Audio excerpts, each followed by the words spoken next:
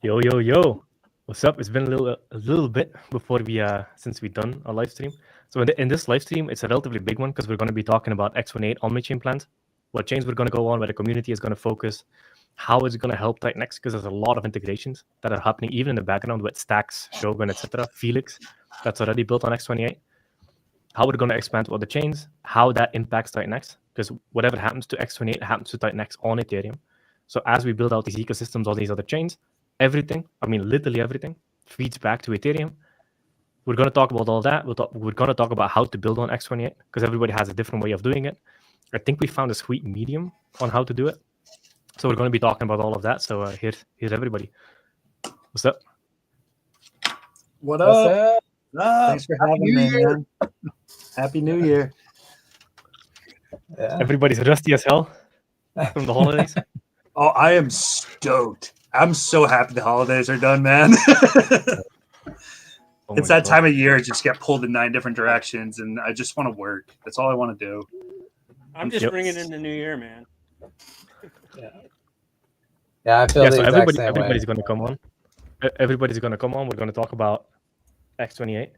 So, do you already have plans for X28? So, I think one good way to start off is how do you actually build on X28? So, can you run over how you implemented X28 into Stacks?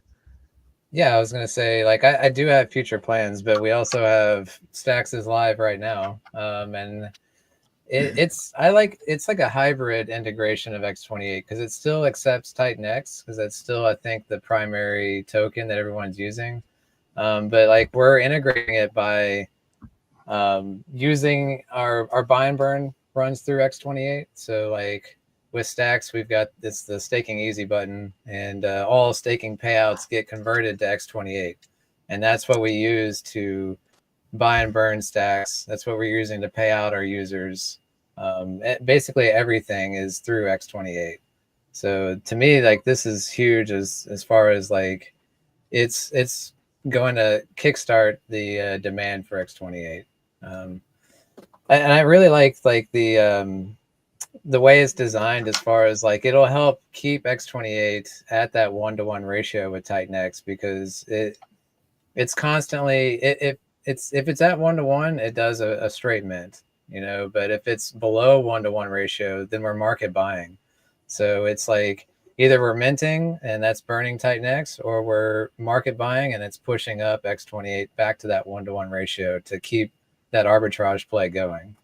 So yeah, I think it's like we were designing Stacks before X28 came out, and then we kind of pivoted towards the end, and I feel like it was an amazing pivot. Like it works perfectly with how the design is. But I mean, obviously, like moving forward, building on X28 is using X28 as that input token, creating your LP with X28, the standard Titan X ethos model.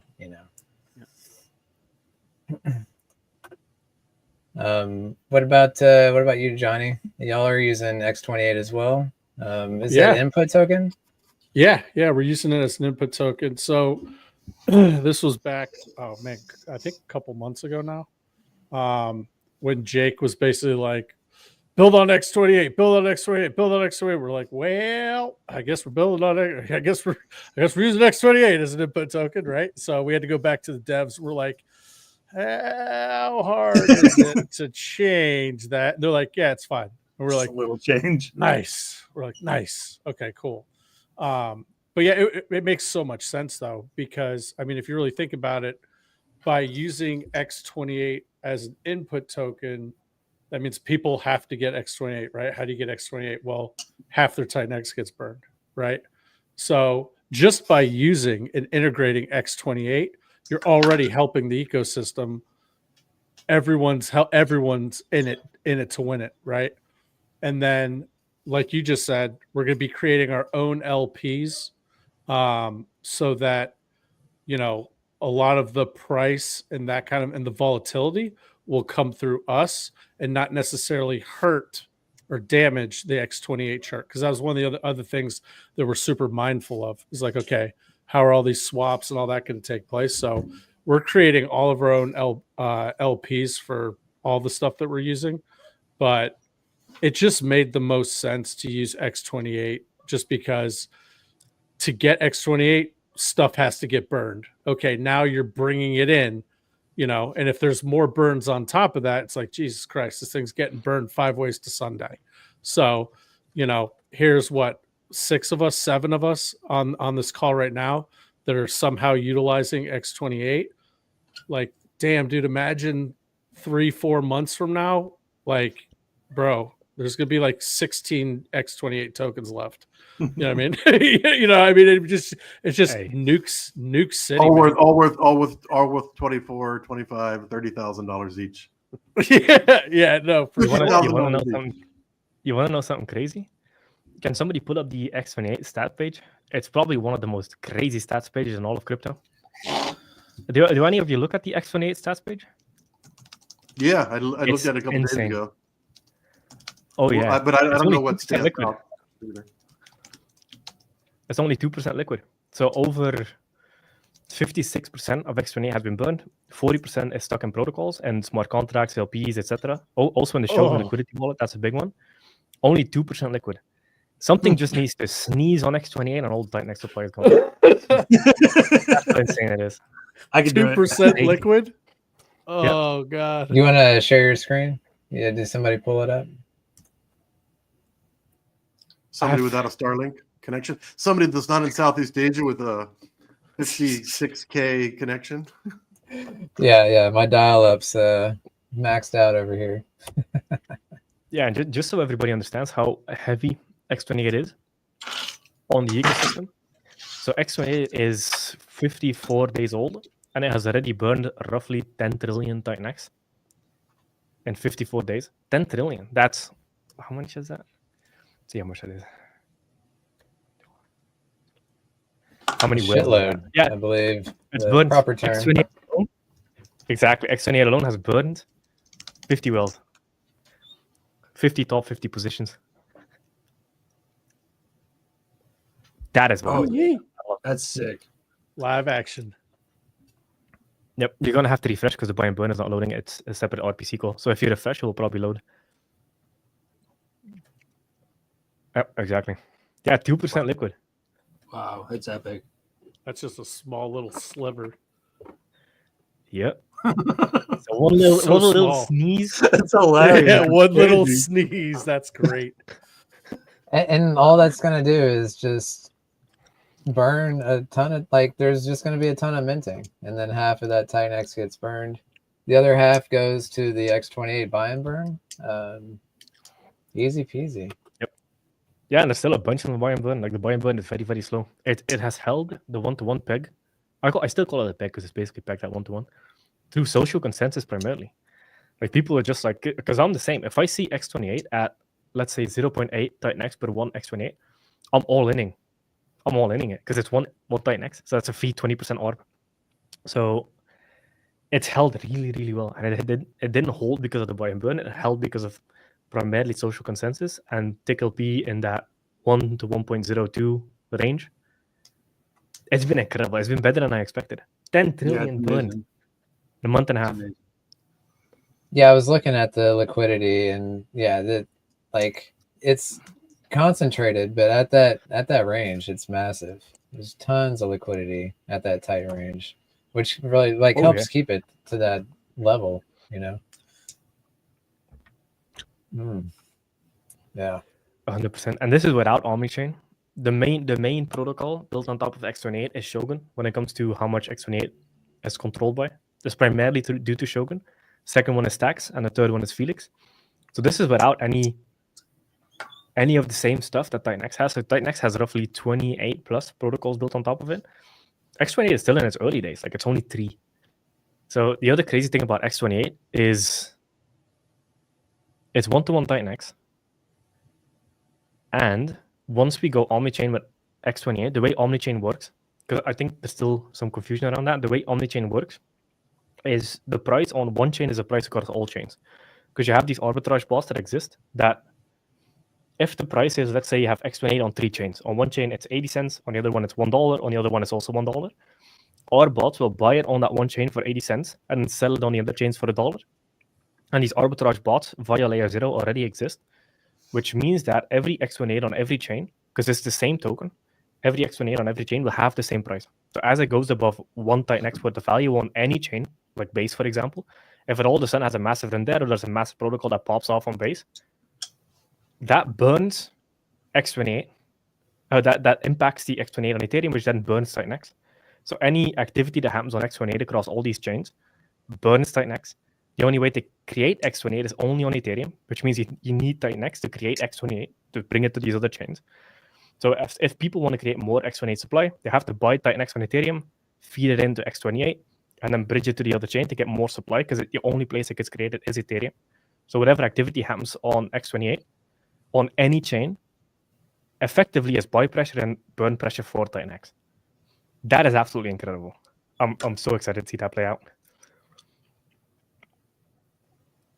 And Titan X inflation is over. If you look at stats on that, like there's no more coming out. So where are they going to get it? Off the liquidity pool. Yeah. So Yeah. here's I track this every day. So the burn metrics on Titan X, it's insane. So this is an average. Well, I track with median, because median smooths out the spikes. So I use median instead of average.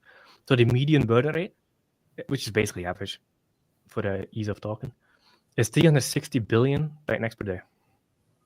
That's up. On That's up from 300. You said before it was 300 billion, right? A couple of weeks ago on Twitter. Exactly. So it's up. Yeah, 360 billion Titan X per day burned. That is 0.32% of the circulating supply. So there's two ways to look at it. You can look at it as total supply, which includes the amount burned already. That's like all the supply that ever existed. I like calculating it based on circulating supply, so the Titan X that exists. If you calculate it based on that, we're burning 0.32% on average. So that does not account for the spike days of the Titan X supply per day. We have all these protocols that are popping off. As you saw yesterday, Titan X went up, or like 2 days ago, 20%. Everything was up 20%. So now we also have this separate benefit of it, of if all the protocols are listed on CoinGecko, CoinMarketCap, all these coin listing sites, the moment Titan X is a small 20% move, all of a sudden you see 20, 30 tokens and the top trending on all these platforms, and all of them are Titan X protocols. It's beautiful. Clever. Like, this ecosystem is playing out so perfectly. Yeah, like I can't stress enough, the bonded liquidity play is just, it's so amazing. So amazing. So will we have a wrapped X28 like token on base, or will like It will basically be, so we'll deploy the smart contract on base, and then it will have its own contract address there, and it will just be called X28. So there's no actual wrapping. It's just a contract that exists there, but that supply only comes from Ethereum. And another important thing to know with Omnichain is, like, for example, if you're on base and you want to go to Arbitrum, you'll be able to bridge directly from base directly to Arbitrum. You don't have to go via Ethereum, because Omnichain links everything together. So you can go from one chain to another chain, but the supply only comes from Ethereum. So it's non-dilutive. so when you're on base, you're buying with ETH right now, but now if we go to base, they would be buying with X28, base X28. It would be the input token. If people design it like that, yes. Yep, exactly. So there's okay, cool. So there's a lot of different ways to look at this then. I might have missed the beginning. Apologies. Are we confirmed for base, Jake, or is this Yes. it's confirmed? All right. Yeah, we're definitely doing base. I like base a lot. I think Great. they're doing things right. So we're doing it by order of volume. So the biggest volume chain outside of Ethereum that is EVM is base. So we were doing base first, because everybody probably agrees with this, but I think it's better for a community to focus one chain at a time and build on an ecosystem there. So you can do Ethereum base, and then because base has lower transaction fees, it's faster, so people can build different things like GameFi, etc., using X28. So then the interesting thing that will happen from a user perspective is they'll be on base, they'll see this protocol pop off. I would actually like to see people build the way Dude usually builds, where you can use the native token or X28 as input, because then it's easier to adopt people on base. Because here we kind of understand, yeah, okay, Titan X as input token, but over on base, people enter with Ethereum or X28. You kind of give them both options. I would make Ethereum the default one, and then it just buys X28 in the background. But as it buys X28, it pushes it above one Titan X to one X28 and burns Titan X, which is insane. So base users are just going to be buying X28. I don't see them really going to Ethereum and minting it. So they're going to buy it, which breaks the ceiling, which burns Titan X. I think that's probably the best way to approach it. Yeah, I was gonna say like setting the default to be ETH. Like users don't even need to know what X28 is. Like Good point. that's exactly like what I'm looking at building on base. You don't really need to know what X28 is. It can be a standalone product, but it's still like built on X28. And like it's yeah.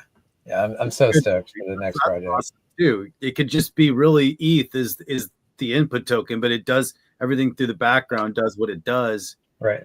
I mean, we still want to accept X28 for the Titan X community that does have it, and they do want to bridge. We want to allow them to participate without having to sell down. And then, even if they did, it wouldn't be so bad because it's all the ETH is buying X28. But still, I like the little toggle switch. There's just default on ETH, and then if you got X28, you click the toggle, and you're good to go. I like that a lot. I think that's a great idea. Because then Titan X users can just take X28 bridge to base, use X28 as input, and then base specific users that don't know about our ecosystem yet, they can just use Ethereum, and then that Ethereum just buys X28 in the background. That's sick. I like that. Yeah, it's a nice way to simplify things. I mean, we've built such a sophisticated, ecosystem over here. Yet you need a graduate degree to understand it all. So when we go over on base, we make it super easy for more people to participate. And there will be some like, what is this? And they'll delve into it. But the majority just want to make money, and that's okay. Well, let's show them how to make money. Yeah, you want a level of interoperability. I think that's probably the word here, but just making things as simple and streamlined as possible for users. I mean, we're doing that with Mizuki, with the different input tokens, and what you're saying with base makes perfect sense because they don't even have to know that they're interacting with X28 necessarily. They can just ape in with ETH. And honestly, the Uniswap router would even handle routing the transaction that way too. So it's really neat. The other thing I really like about X28 is that it's kind of given other paths of egress for people to sell into different liquidity pools. So instead of pressure on the Titan X ETH pair, now we're pushing sell pressure to other chains and letting these things kind of arb themselves out. So I think that's a really, really, really neat feature and something that I'm looking forward to because we're just building our liquidity like in a horizontal manner. We've been doing it vertically and now we have an opportunity to go horizontal, which I think is neat. Yeah, 100%. All of it feeding back. That's the genius part of the design. Yeah, because when people hear Omnichain, they often think about multi-chain. Multi-chain is wildly different than Omnichain.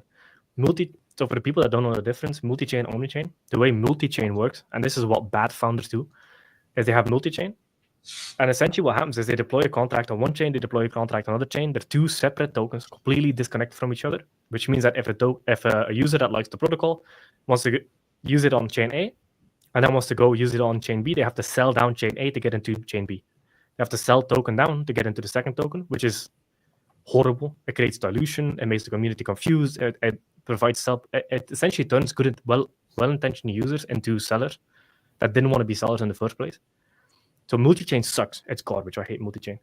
Omnichain, on the other hand, is you have one token it's called a source chain. So you have the source chain, which in our case is Ethereum, meaning that the only place X28 supply gets created is on Ethereum, using Titan X on Ethereum, which makes Titan X hyperdeflationary, X28 hyperdeflationary. People then take that X28 that only gets created on Ethereum, bridge it to other chains using layer 0, which is a non-custodial bridge, because we've seen so many bridge hacks in crypto. So the way a bridge gets hacked in crypto, and why we chose layer 0, is the way a bridge usually works is you send your tokens to a contract, they mint you a representation token on the other chain, but your token is still stuck in that contract. And oftentimes these contracts have admin keys. And oftentimes these companies that appear to be so smart, they hire North Korean IT workers, which are part of the Lazarus group, which is a bunch of hackers. They hack the admin key, they steal all your money out of the bridge, and everybody's wrecked. There's no way to get your money back. It all goes to 0. That's a custodial bridge. We're using non-custodial bridges, meaning that when you go from Ethereum to Base, for example, with X28, you're just going to be able to use the bridge tab on X28. Very simple. It burns it on Ethereum and mints it on Base. And it's non-custodial, meaning that there's nobody that controls your tokens. The only one that can control your tokens is your own private key. So nobody can steal it from you. It's a non-custodial bridge, which is why we like layer 0 a lot. I think it's a way, way safer way to do it. Even if something happens to, so the way it gets from chain A to chain B is to something called a decentralized verifier network, a DVN. If anything happens with one DVN, you can just switch out to another one. But your message is still received. The moment you have your tokens, nobody can take them from you. So even if something happens to the DVN we happen to be using, the decentralized verifier network that sends it from one chain to another, which is just decentralized, it's a bunch of computers, not just one dude with an admin key. It's very safe because even if something happens to that network, you still have your tokens. They can't steal it from you. We just switch to a second DVN because there's like a bunch of options you can use. It's all decentralized. There's no way for you to get hacked using a non-custodial bridge like it is Layer 0, which is why we use it for X28, which means our users are safer and it's fast. I like Layer 0 a lot. Right, like the key takeaway is there's not like a smart contract holding $1 billion worth of tokens that all hackers are looking at trying to get into. Like any other bridge. Like there's just nothing to attack. There's no honeypot sitting there. So yeah, I like it. Burn too. So like say it goes from base back. Is it burned and reminted on the way back too? Yep. Yeah, so it would burn it on base, mint it to your wallet on Ethereum. So it goes back and forth. Cool. Yep. Very cool. So is there ever a benefit to taking Titan-X ecosystem tokens currently and somehow wrapping them to other chains? Would there be any benefit to any of that? I would say yes, and I'm doing that as we speak. Like I'm doing the same route where there's HLX, and you will soon be able to use HLX to mint H420, and that will be Omnichain. So like when X28 launches on base, we can immediately launch H420 on top of X28, and like we're there building. So I would say yes, it makes sense to do that. I mean, if you're interested in building on these other chains, you can use HLX as an input on base, or no. H420. So think about like you got Titan-X to X28. This is HLX to H420. Same model. Yes, pretty a little bit different. We're gonna do liquidity ads as well. It's not just 50-50 burn and 50-50 buy and burn. Like there's a couple of LP ads that I want to do that just keep feeding to the liquidity pool.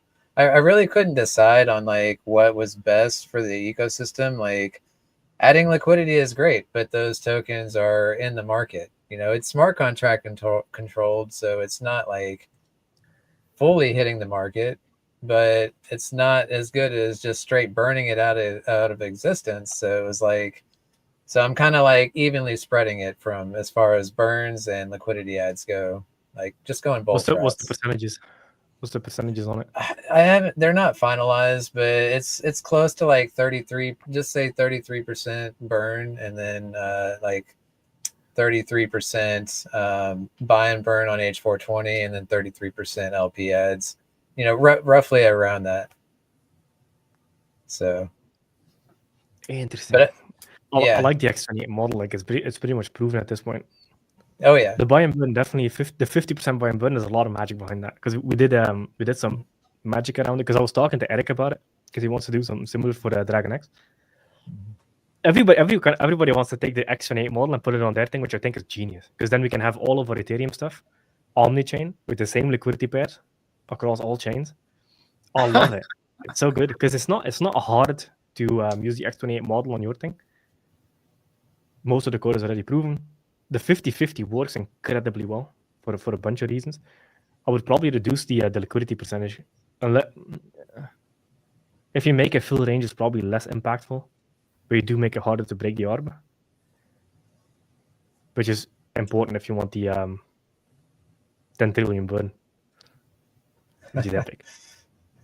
Yeah, that's what I was saying. I mean, this is not finalized. Like changing percentages are easy last minute changes, but like liquidity is very helpful. And like I'm not like Titan-X. I don't have $1 million of liquidity for HLX. So like looking at having a higher allocation to adding liquidity I think would help HLX specifically because Mm. we're not as far up the list on LPs as Dragon X, Volt, and like Volt, they had quite a bit, to feed liquidity, and I feel like that was beneficial.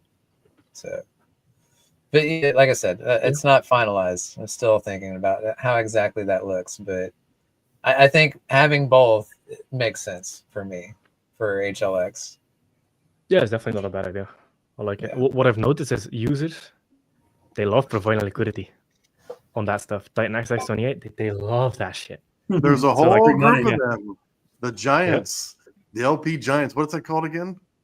No, geez. Titans of LP. I'm in the group. I forgot the name of it, Johnny. Really? Titans You were of like the LP. number 6 guy in there. I was fairly early there due to a nice invite from Jonathan. Yeah. Yeah. Yeah, the X28 at Titan Titans XLP is incredible. I love it because it's There were a basically lot no of people right? asking me about that. A lot of people. They're like, "Hey, I want to LP on X28 and Titan X, but the volume isn't too crazy." I was like, "You want to get in now before the volume gets crazy, so you're already in, and the people that are getting in later are going to have to buy both. They're going to have to buy both at a higher price." I'm like, "You can get in right now, get your position set. It's not going anywhere." I was like, "It's literally, it's a hack. It's a hack because the safest play in LPing is stablecoin LPing, right? Absolutely. Cool, super safe, but have fun with your 3% APR, maybe, right? Or you could do damn near the same thing and get a much better APR, especially once the volume kicks up.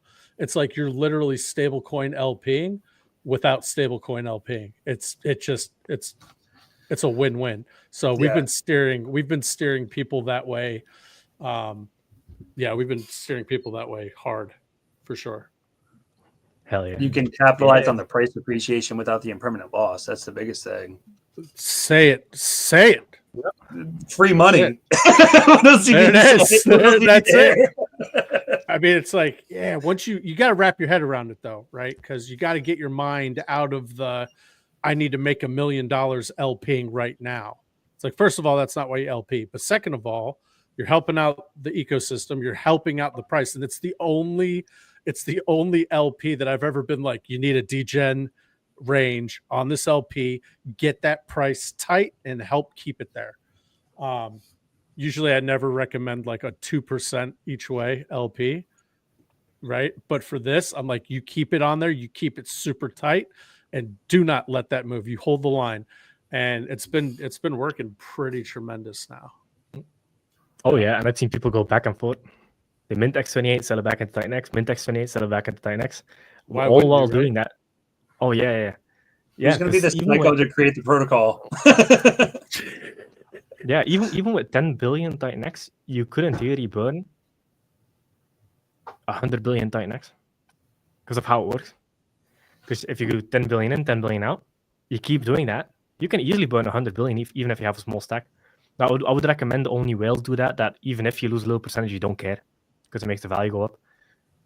Yeah, it's probably a whale game because even if you lose like 1%, 2% doing it and some Ethereum fees, but I've seen a lot of whales do it.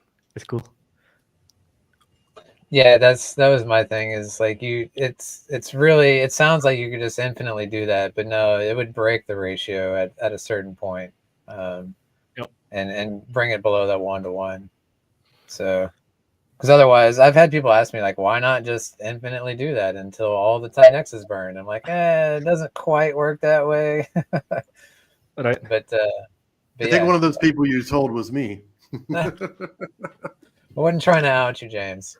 Yeah, that's all right. Crypto Audi King, he grabbed it. Like there was a snippet, like a little clip where I said, "Look, this is what I did. I just did it, 7 or 8 times, and we were able to take 7 billion Titan X and burn like 30 billion with only like 5 iterations of back and forth. But you do lose.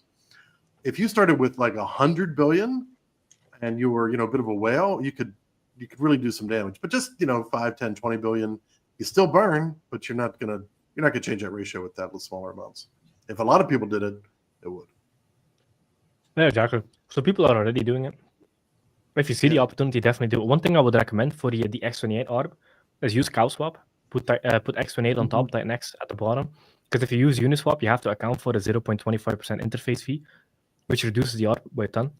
Because usually it's all by like a percentage. So by using cow swap, you don't pay that fee, and you can do the ARB way sooner. So ignore Uniswap for that X28 Titan X thing, and only use cow swap. Important note. That's good. Yeah, I'm ready for them to start supporting tax tokens. That's the only reason I ever go to Uniswap is a tax token. Like same. Yeah. Mike Dean got one tax token approved, didn't he? Did he get one approved? I don't. I remember him talking about that. It's because he was working directly with the CalSwap devs, and he got, I believe, they got one. He got one approved. Maybe we should talk. It doesn't make sense. Yeah, it seems like if you could get one to work, you could apply that to all of them. I could be wrong. You would think they were working on it, but I haven't talked to any of them. That is a good question for Mike Dean, because I do know he has a line of contact with the CalSwap devs. Because that's what he's using for Titan X Hub, is the CalSwap aggregator. So, and then we've got the Switch aggregator. I haven't followed that. I think it's still in testing, like it's live, but they're still working out some kinks, it sounded like. So that was exciting. Oh yeah, there's so much stuff coming. So you have the aggregator live now. So once everything's proven out there, they'll have a fee switch. That fee switch will buy and burn probably Titan X and Morpheus, which is great. Then we have our own essentially trading volume burning, which we already have with how a lot of the smart contracts work. That would just build on top of that. The other thing is Ouroboros is almost going to launch, so we'll be able to take loans against our assets without having to sell them. So we can get liquid without having to sell on the asset. Because one of the major downside of selling is you miss the potential upside. With a loan, you can have the upside and have liquid. So they'll require a lot of education. Like for example, if people don't understand why these protocols exist, there's a guy called Justin Sun from Tron. He took $1 billion Ethereum loan on liquidity. Big guys use it all the time. So it's a DeFi primitive essentially. I will have it on all the major Titan X assets that have plenty of liquidity. So I think Titan X, Dragon X is going to be default supported. And then there's a lot of them that are probably going to get supported if they mature and they have more liquidity, etc.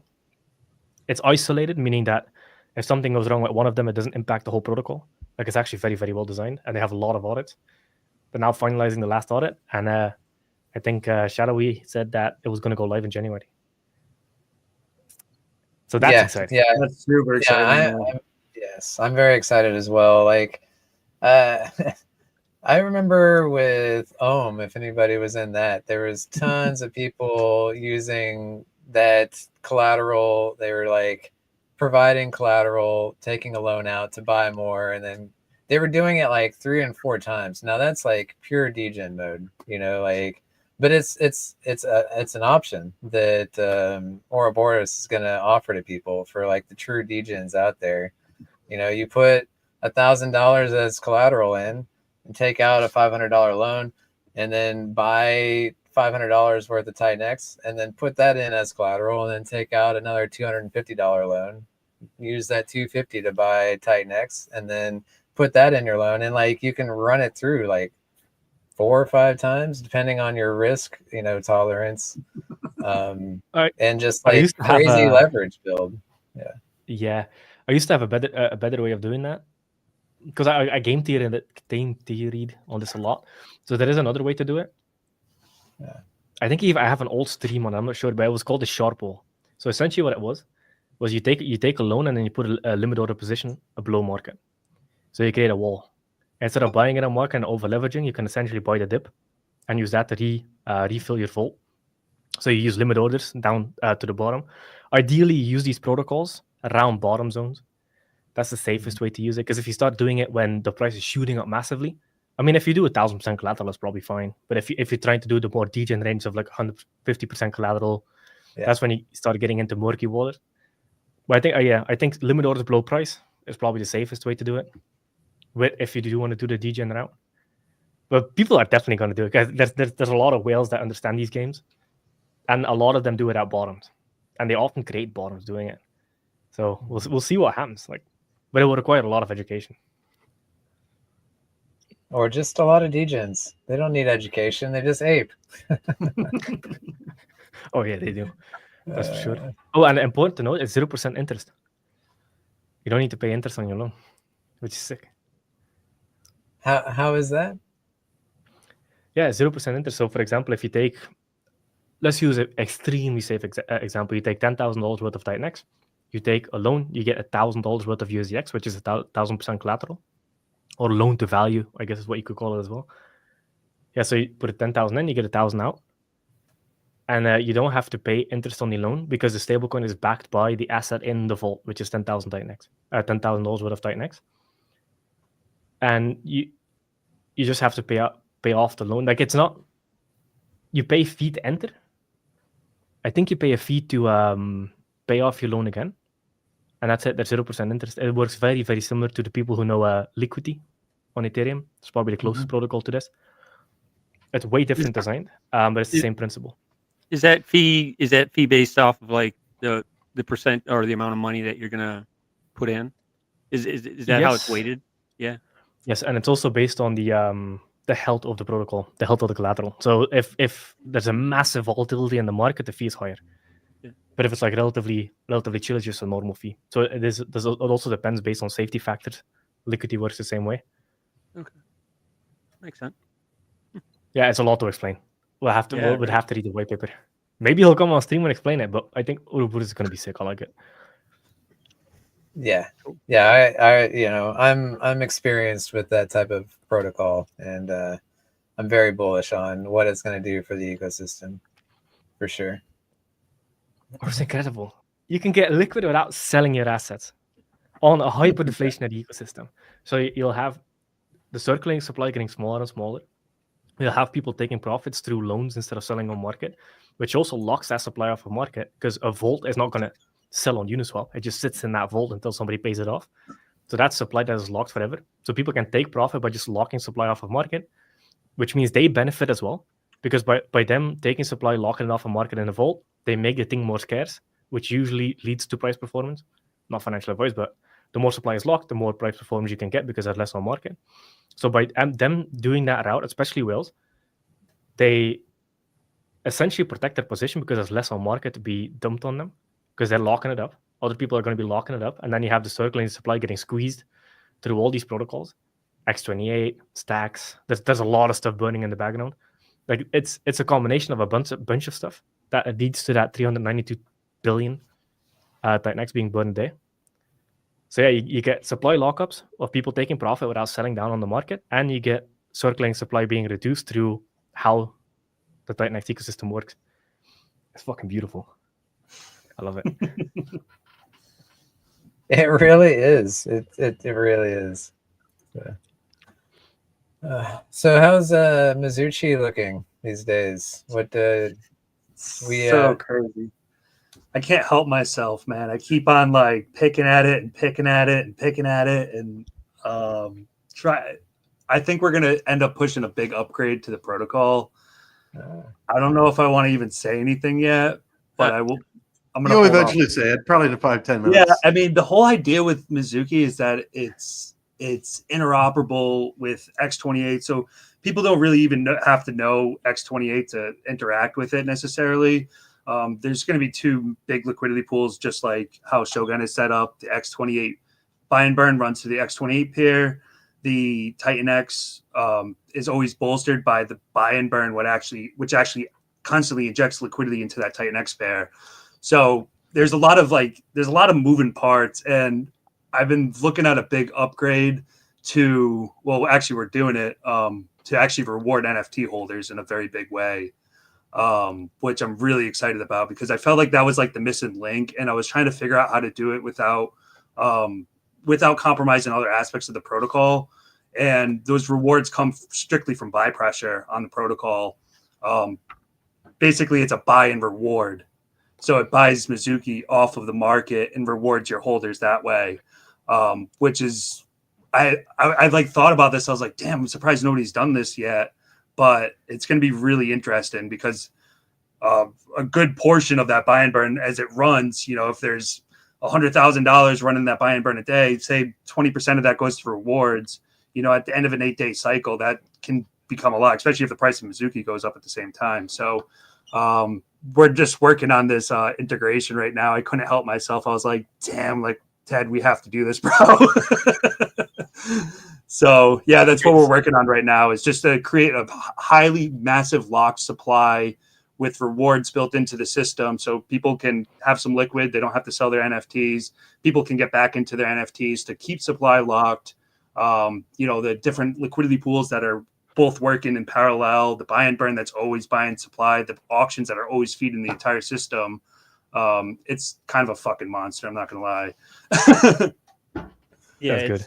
Yeah, it's definitely, it's got some attitude. I'll say that. And one of the things that was really kind of fun about, obviously, the whole theme behind it, the art, the lore, but the deeper we got into it, and now the changes that we're actually making to give the NFT holders more incentive, not financial advice by any means, but actually reward them just for holding and locking up those tokens. That just really changed the whole approach, and Rudy and I were on the phone for a long time, hashing us out and figuring out some angles here, but it just takes the whole element of what was an NFT. Now it's a liquid NFT. Now this NFT is going to be rewarding in a way that I think holders would truly, truly appreciate. And the longer they hold it, I mean, every 8 days, I think, is what we got planned out for just a reward to pour out. I want people to make Mizuki their job. Replace their job with Mizuki. Just get paid every 8 days. Take your rewards. Do what you want with them. Just hold the NFT. Participate. Come back to the website. I want the stickiness of the website, so people are always coming back, that they're looking around. Like, we wanted to really make like a degen playground, but for like sophisticated degens, you know, like the guys that like kind of get this stuff, but also something that if you didn't understand like all the mechanics with X28, well, you can enter in with ETH, Titan X, or X28, right? And all that just goes straight to X28. All that buy pressure goes into Titan X, burns Titan X in the meantime. There's just a lot of pieces working here that I'm really, really excited to actually unveil the actual mechanics for it very soon. We just really implemented these changes like very recently. Like, we're actually in our audits, and I'm like, fuck, we have to do this. Yeah. So, you know, I think we've all been there before as builders. Like, you know, you're just in like the 9th inning, and you're like, oh, we're so close to being done, but this could be so much better. And, you know, when you put something out there and you feel like it could have been better, it's the blockchain, baby. Like, it's there forever. And the last thing I want to do is like have to be thinking about, man, I could have made this better. Like, so I didn't even like, Ted and I didn't even hesitate when it came to making the decision to reward NFT holders. Like, the rewards will definitely be very substantial. I've run a lot of simulations on what it could look like. And yeah, and as long as people are participating in the auctions, that's the bread and butter. Yeah. I have a question. So when somebody enters with Ethereum, it buys Titan X and then mints X28? Or how does that process work? Yep. Yes, exactly. Buys Titan X and converts to X28. Yeah. All in one. All you have to do is just click whatever input token you want. And vice versa. Even if they were so there's the first initial 8-day mint. So that's when everything's getting sent through Titan X. Well, then after this 8 days, we're going to be going into the perpetual auctions, but people will still be able to get into the NFTs with Mizuki being the main input at that point, because the supply is capped. There's no more supply creation after day 8. And essentially they'll be able to enter in with ETH, Titan X, X28, or Mizuki, and all of that goes in that line. So there's like some big major swap and stuff. And I have to hand it to dude, like when I saw Element 280 with the multiple input tokens, man, like that was just like game over. And especially with X28, like people don't necessarily want to hop and skip and jump around between different websites. So we wanted to make it really, really streamlined so it's easy for people to interact with. And having the 2 liquidity pools is also key, because then people can trade in and out of Mizuki with Titan X, and it will auto route, you know, from ETH if they wanted to do it that way. So, you know, there's a lot of balance and factors, but it's going to be really interesting. That's sick. Okay, so if somebody enters with sick. Ethereum and buys Titan X, when somebody enters with Ethereum and buys Titan X, mints X28, essentially burning 50% of it. When Yep. somebody enters with Titan X, it does the same. Mint X28. It converts to X28, and yeah, everything goes through X28. Yeah. But minted or bottom market? Minted. No, minted.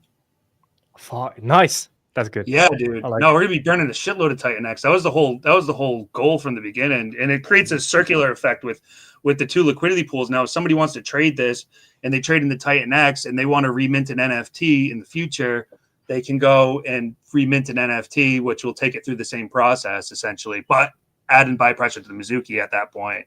Yep, I like it. It's a great dude. I feel crazy right now because I've been just working on this. I was up until like 4 a.m. just like working on this concept and like put it all into action. And I feel like a crazy person, but I think it's gonna be awesome. Man, yeah, auditors hate working with builders. Because I have the same. I mean, you're just walking around your living room and you're like, wait a damn second. And then you're like, okay, auditors, shut the fuck up for 3 days. We need to redo everything. And they're like, I'm like, that's pretty much what it is. I was driving yesterday. This happened yesterday, dude. I was driving and I called Ted immediately. I was like, bro, we have to do this. And he's like, yes. I was like, yeah, that's good. I'm really interested. I want to build something on X28 that really encourages people to go that route and burn their Titan X. Yeah. I think that's so important. I mean, that's the whole point of it in the beginning. So just having something that has that stickiness factor with the auctions, the NFT rewards, etc. People are always going to be like kind of working in circles, trying to trade this, trying to game it, however they want. There's so much game theory baked in. So yeah, the rewards are a big thing that we're bringing to the table. Yeah, the DGen Playground is a good way to put it, but at the same time, the site itself, the UI, a lot of detail went into that. You don't really need to know pretty much if you can get a wallet and you can get it running and you can get to our site. It's so clearly laid out, and there's so much instructional information that's provided right there at your disposal. It makes the decision-making process that much easier. And having the 3 input tokens, they don't even need Titan. They don't need X28. Just bring ETH. I mean, it's great. $10, they're in. Not even $10, $7, they can get an NFT.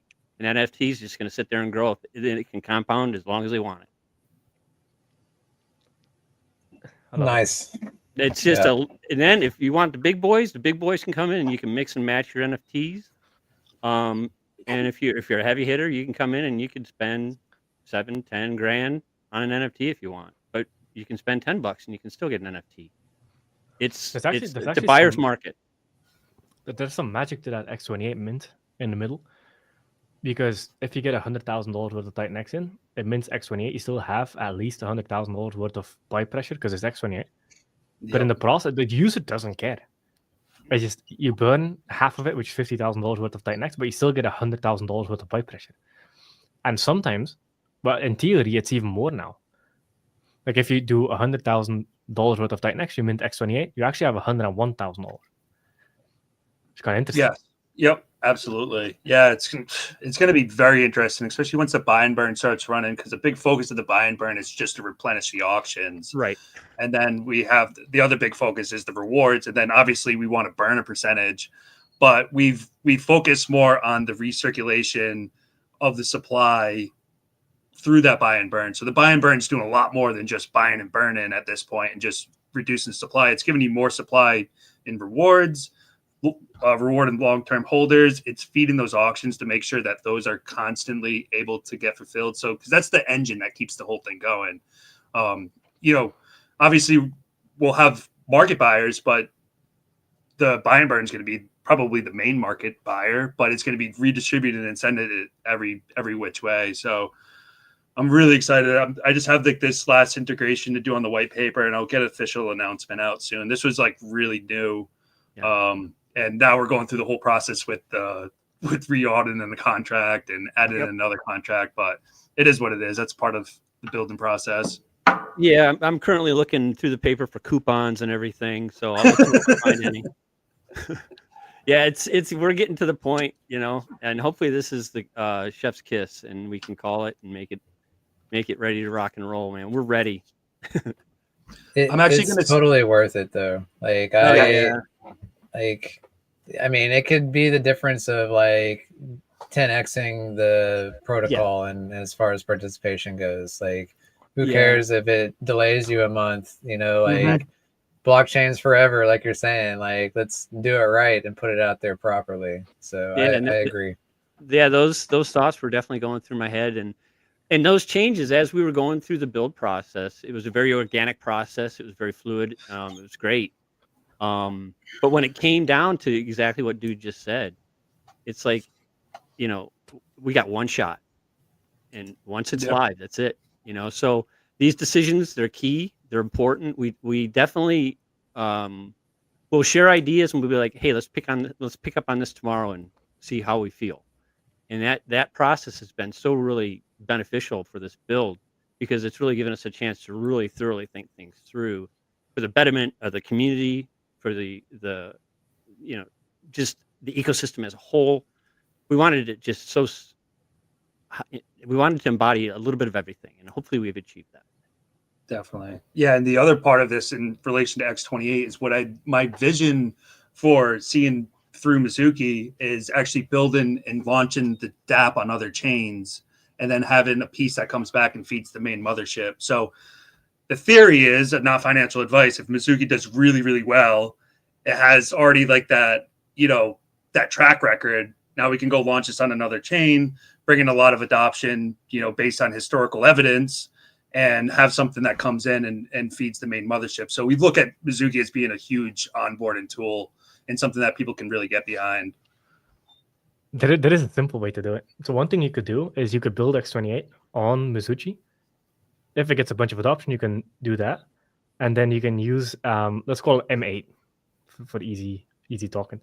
So you have M8, you would bridge that to base, and then you would create a pair between X28, M8, and then you would have all the buy volume route through that. So then you're burning and feeding Mizuki on Ethereum through all the volume that happens on the other chains. Essentially the same model as X28. It's insane. Or just include the Omnichain, the OFT. Like you can make Mizuki like Omnichain from the get-go, and like that's also another option. So that I like the art play. I like the art play and build like X28. I do as well. You're right. I was thinking about that, but then I'm like, this is so much more positive EV. Yeah. Yeah. Because you've got that one-way street that's just constantly, burning tokens. So that's it, and as people, it's as much as, and it runs perpetually. Like I think I can't emphasize this enough. The biggest thing was just making sure those auctions are always having some sort of fuel to keep them going.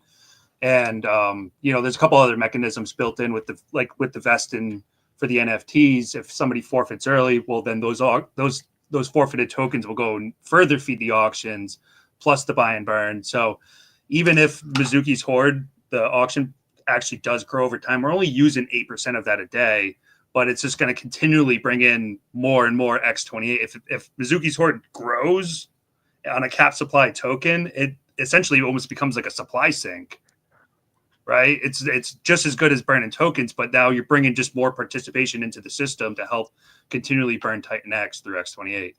Sick.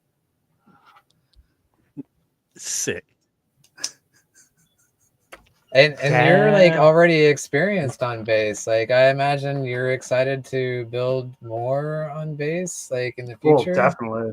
Yeah, I mean, base is so nice because of the transaction fees, right? I mean, especially like being in an NFT protocol when things can get really expensive. When you start to see those 100 Gwei days, dead, DOA. Like, what are you gonna do? You're gonna go spend $100 to swap your NFT or whatever. So I think base is a great trigger point. There's a lot of users, a lot of adoption. It's popping off right now, and I'm really excited to. You actually have my head spinning with the idea of the Mizuki as X28. Like, we're gonna have to talk about that a little bit. Once you get it, you won't be able to unsee it. Because I was talking to Eric about it from Dragon X. He's like, "Wait, how is this?" And then we were talking about the mat. He's like, okay, yeah, well, holy fuck. Once you get it, you can't unsee it. It's such an amazing model. It works in so many different ways. Like, yeah, Eric had some really good questions, but then we ran through all of them, and he's like, that makes so much sense. So you might see one on Dragon X as well. Wow. So this is something that could be implemented later on, because it's a great idea.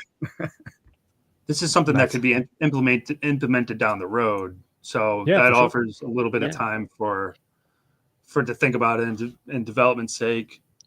Yeah, I'm into it, man. I'm very stoked. I was pumped coming into this call. I'm going to be leaving this call even 10 times more pumped. I can tell. Yeah. No, we're excited, man. We're really excited. So, and it was just all the amazing builders and everything. Just the whole community were just all part of the thought process. You know, looking at everything and just the opportunities and the potential to build were endless. And so we just took what data we had and we looked at it all and we just started applying. And Rudy, you just fucking crushed it, dude. Yeah, I think we can all attest to this. Like, this year's been a major learning experience in so many different ways. Just watching these things unfold, like watching how the protocols interact, watching how Titan X just does its thing, and now it's evolved so much. And you know, as builders, we have a lot of data to work with. Like, we can see like what is worth improving upon, what's worth keeping, etc., and just making the best thing possible. And you know, Mizuki essentially borrows a lot from a lot of different places, but it slams it into one protocol that just has like this beautiful symmetry. And actually, Jake, I'm going to hit you up. I have some questions. I actually have an opinion to ask you about percentages, and I know you're good with that. So I'm going to DM you after this. Yep. Yeah, I would just use the X28 model. Just use the X28 model one for one. It Yeah. works. Like, it's proven. Heavily proven.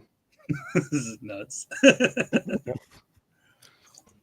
Yeah, and like all of the like layer 0, like you know, it's not like you have to write all the code. Like there's like what do you call it, templates or whatever. You know, like you don't have to like, you just implement their code that they've already written into your token, and you can make it Omnichain pretty easily. So That's epic. Good to know. Yeah. Good to know. The more you know. Yeah, I we mean- talked about that this morning too, a little bit. Yeah. Just we touched on it. Mm-hmm. I mean, all the burning and the buy and burn, all that is obviously custom code, but like just the Omni token, like they have, it's called the OFT standard that they have. You just implement that into your token, and you're off to the races. So Wow. Okay. Yeah. That was OFT, you said? or is it OTF? I think it's OFT. It's just You go to- Yeah. If you go to layer 0, like there's like a documentation for developers, and they can see that. Yeah, use the V2, layer 0 V2. That's the new version. Hmm. That's not the old version still works, but use the V2 endpoint. It's relatively simple. You just essentially, instead of making an ERC20 token, you make an OFT token. Yeah. It's very similar. Like, just look at the X28 code. It's not that complicated. Most of it is OFT code. And then you've just put a minting thing in there. That's it. And a buy and burn contract. Love it. Yeah, that's insane. Wow. That is. Man, like, it's X28 used to be so complicated. I had a whole protocol written around it, etc. And then all of a sudden, I spent a lot of money on all it. It's like 30 grand. And I was like, I don't like it. So I did it 1-to-1. And that's when we launched X28. So we built a new version of X28 in 2 weeks and a half, 3 weeks, including double audit. So Jeez. yeah, The X28 is sick. one-to-one- I was just like, this is just a better idea, because you need to make it easy for users to adopt. If you make it too complicated, you create more friction, which what you don't want. You also remove Genesis. Like, X28 has no Genesis, because for people to adopt it and build on it, we wanted to make it a public good. So X28 has no Genesis whatsoever. Mhm. Everything feeds back in the protocol, gets burned. So it is a public good. Yeah, I like it. Hey, since Yeah, I like HLX has a DAO, we're implementing a small allocation to the HLX DAO. So to me, that's still like a public good. Like, it's for the HLX community to use. But other than that, yeah, same ideas. Yep. Yeah, it needed to be a little bit, because I don't have anything at all against Genesis. Like, do the Genesis thing for the X28, it needed to be like that. Yeah, to get as definitely. much building participation on it. And having the 1-to-1 makes it easy to compare your tokens, like the Yeah. supply and everything. It's easy to just look at it's all the same numbers, you know. So Yep. yeah. So that'd be the that same 1-to-1 with is key. HLX. Yeah, because as a builder, you kind of have to weigh between complexity and how easy it is for the user to understand. Because I was talking to Eric about this, because he was thinking about making some fee based on like the ARB and stuff, which is not a bad idea. The issue is if you make it more friction and harder to understand, let's say you get 30% less adoption in the protocol, where you get like a 2 or 3% extra performance squeeze, it's a losing formula by default because you make it more complicated for users, which drives less adoption, which makes the thing that would otherwise give you 2 to 3% more, makes it irrelevant because you get less users. So I guess it's like weighing it. So like I'm a big fan of just the simpler you can make it, the better, because you get more adoption, which by default just makes it a better protocol. Agreed. 100% agree. What up, Mike? Hey, Mike. Hey guys, how's it going, man? I came late. I'm sorry, guys. I'm sorry. Slacker. It's a time conversion. The king is never late. He is just on time. No matter what time you Well arrive. said, James. That's great, man. Yeah. So I'm just gonna listen in a little bit, and then I'll chime in. I know for sure X28. Are we going to base yet? That's the plan. That's the plan. Yep. That's the plan. We have not said when. When, Jake? That was my next When? question. When? There's your answer. Yeah. Soon.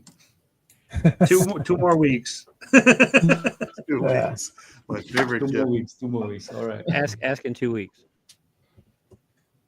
I'm assuming like the launch of like on base will be like creating the LP. Like, do you have any plans on how that is going to look, Jake? Do you have like? I just saw something. This might be worth mentioning. I won't mention the name, but there was a protocol that was heavily inspired by Titan X to just essentially rug its users. The amount of Titan X copies I've seen that have just ended up rugging their users or building functions in there that just ruin the protocol. They take away tokenomics that are what make Titan X Titan X. They think it's smarter, and now another one rugged. And there was a lot of Ethereum in there, and a lot of users switched over to it, and it just rugged. Or at least destroyed the users. It's man, we've had at least brutal. I know. 13, I saw that. 13 copies of Titan X have tried it. They've all failed. So hopefully the community learns, man. Like the next Titan X is Titan X. It's that simple. Yeah. I mean, it's kind of like, I feel like it's like Ethereum, where it's like the first mover advantage. Like, how can you climb this mountain that we've already created? We've already started. The movement's already here, you know. So people really underestimate what Titan X has done actually up to now. It's sad, man. That there was a lot of money in there. Like, I look at that money and it's some people's life savings, man. You don't play with that shit. That's crazy. Yeah, I mean, I'll chime in on that. And also, it's like we're at that point now. It's like we're over the hill, we're over the hump now in Titan X, and you can see it daily. All the supply getting burnt, all the projects are here. Like now it's an absolute worst time you could leave Titan X, in my opinion. Like, it's time. Like, the hard part's over. Like, we got massive momentum right now, and you can still get an awesome price entry. Like, this is it. Like, what are we even doing? Like, why are we out there, chasing things? Like, this is working. It's working perfectly. The data shows it's working perfectly, and let's go. Like, I'm not out here trying to chase any of that stuff, man. I'm just staying home. Yeah, I mean, a lot of people try to participate in Titan X copies to be early, and this is not financial advice, but Titan X liquid is only a $37 million market cap. We're not talking about a multi-billion-dollar protocol. Like, this is early. You're early. The fact that it's 37 million, and you hear us talk about the things that we're talking about and the ecosystem that exists around it, like, this is probably as early as you can get. Even over a year later, it's still early. That's unbelievable, isn't it? Yeah. So How crazy. quickly it went, though. Very fast. Well, you designed it and you launched it at the right time too. It's like it's actually, not you did it over a year ago, which was the right timing to launch something like this, to actually get big adoption and actually distribute the tokens very fairly over a year. And then it's like now actually is the time that was designed as hyper deflation, which is happening. And it's happening at a very specific time, which is also very cool at the beginning of, the next year. So really kind of there is no better timing than this. Not just the timing, but you're right, is the ethos. It's all of it. Actually, that's the reason it's successful, because of not just what you built, but the community built around it now, and everybody that participates, and yeah, new users are coming, and that will happen. But it's users are still growing. It's happening, growing. especially as we move to these other chains. It's actually going to go exponentially quicker. Yeah. Mm-hmm.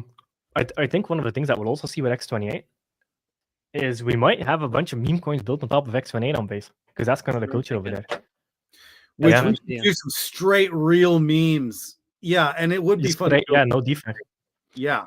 Mm-hmm. Yeah, the way to create a meme coin on base would actually be super simple. You just create the meme coin, you pair it with X28 as the only pair, and that's it. You have a build on X28 meme coin. Because then when people want to participate in the meme coin, the routers are automatically going to buy X28. Because people are just going to do Ethereum meme coin, and then the router is just going to go Ethereum buy X28 buy the meme coin. Users will not even know. It'll be like any other meme coin, but it benefits the ecosystem. So we might see a lot of that on like the fast transaction, cheap gas fees chains. Are you guys asking for Jake X on base? Yes. Yes. Omnichain Jake X. Oh, that'd be too much. Maybe. All right. What about that was my decision process. Weekend. You can have it done by Sunday or launch on Sunday. Oh yeah.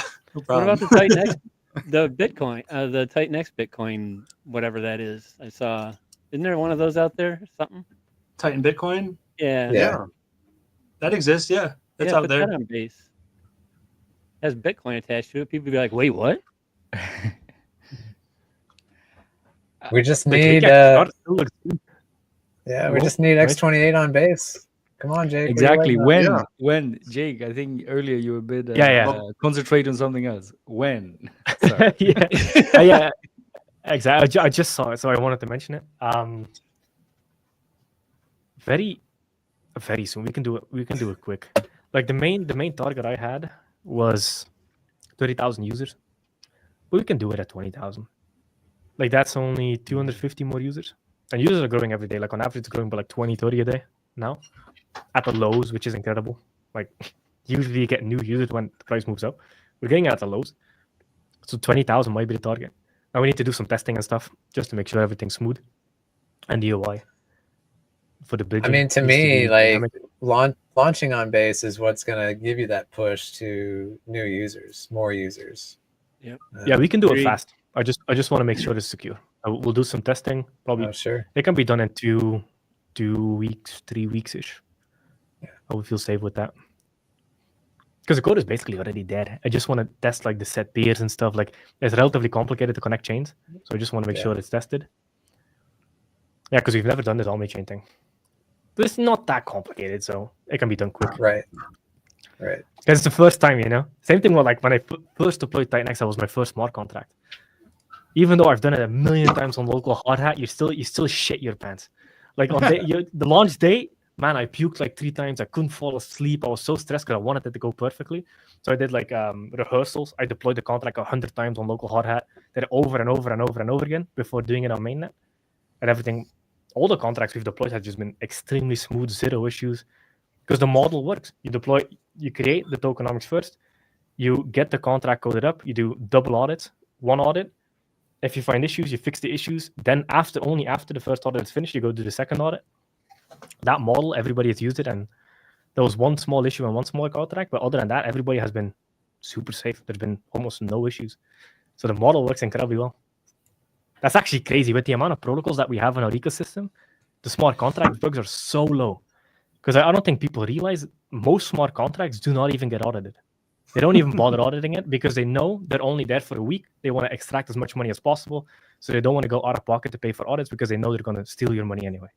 So the fact that a team does audits, which we all do, shows that they're here for the long term. Because if you just want to extract money, you don't even care for a smart contract book, because smart contract books usually show up after like 2 months after hackers look into the contract. Usually it doesn't happen within the first week. Yeah, our ecosystem and ethos and like the way we build is so incredible. Yeah, it's Yeah, sick. definitely I mean, I found my home. That's all I was gonna say. Same. Totally agree. just the fair launch nature of things is so important too. I think like as a DGen, like we've all like sat and waited for a launch and tried to ape in first minute, got wrecked, or like tried to time a buy and got rugged or some stupid shit. And just like the fair launch nature allows people to get in at least a close to equal cost basis within a certain amount of time. And you don't have to rush to the computer and get time rugged, get money rugged, all of that. Like that's just so much of what DGen has to offer. And I don't know, that's what I love TitanX. It's like I can really go into the protocols that I really believe in. I have time to think about it, to make sure that I understand like what this is doing. I can, once the D app is launched, I can go through and actually further understand. I think that is a big understanding point for a lot of people, is actually seeing something tangible versus reading a white paper. So it gives you some time to like think about it, like strategize, etc. And you don't get that anywhere else in crypto, period. That doesn't exist, in case you didn't know. You know, I think what you're bringing up too is also what I wouldn't mind hearing what you guys think about what is DeFi 3.0 to you, because as I'm really looking at DeFi 3.0, I'm writing this book. It's like, well, some people have tried to define it other ways, and really, I think personally, I would want to know, especially Jake, what you think DeFi 3.0 is, because I think we're defining it on more of an ethos level. Then it's really the fair launch side. The hyperdeflation, cool. That's like an added amazing benefit, but I don't even know if hyperdeflation is really part of that 3.0 piece. Maybe it is, but I think it's more the fair launch and the ethos. So Jake, what does DeFi 3.0 like mean to you? I think the simplest way to explain it is what fair launch is definitely part of it. Fair, make it as fair as possible, which means time. DeFi 3.0 to me just means taking the power back into the hands of the people, making it community owned, which you get by fair launching, and making it community build by making it buildable. That's DeFi 3.0 to me. It's just the people's ecosystem. You let the users create the tokens. If 0 users participate, 0 tokens exist. So the community mints their own tokens. They create their own supply for a period of time, which is a fair launch. Then after that,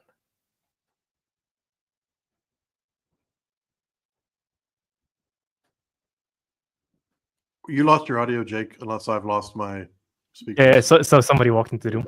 So never DeFi 3.0, the people's ecosystem, fair launch, community owned, community build. I like including hyperdeflationary in there, because I think the better version of a store of value is a hyperdeflationary token. So you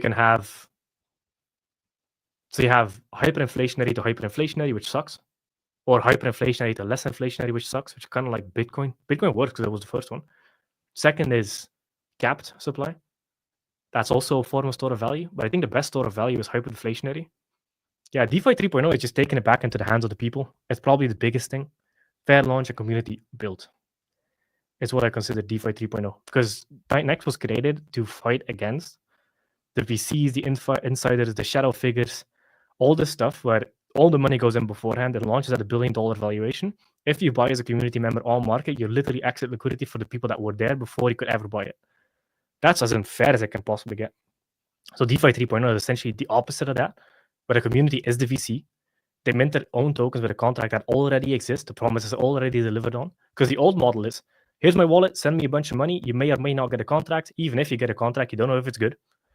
I can change it. So there's an undelivered promise that you already need to pay for. which sucks. So then DeFi 3.0 is the contract exists, the promise is already there. The users create their tokens, and then the community builds around it grassroots without VCs and insiders. It's basically pure crypto.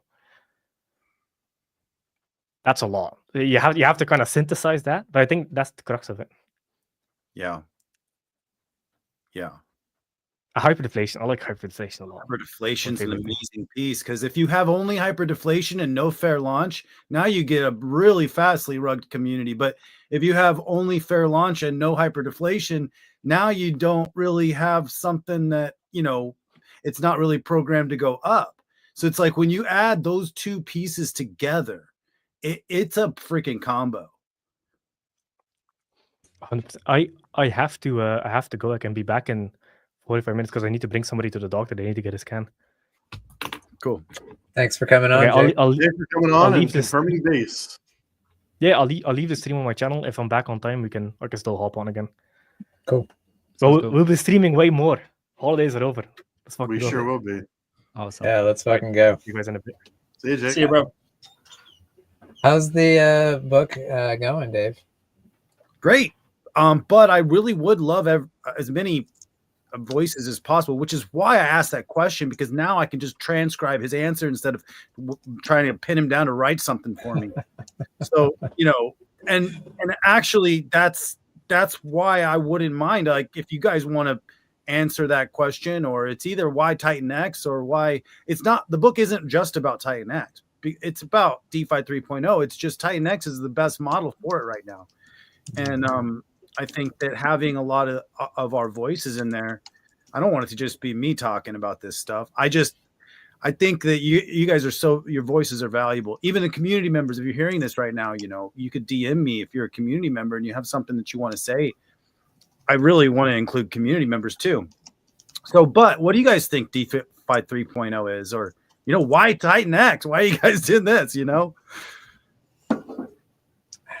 I mean, he pretty much summed it up, but I guess to me, the main bullet points is, like the user creates their own tokens. Like that's a big deal there.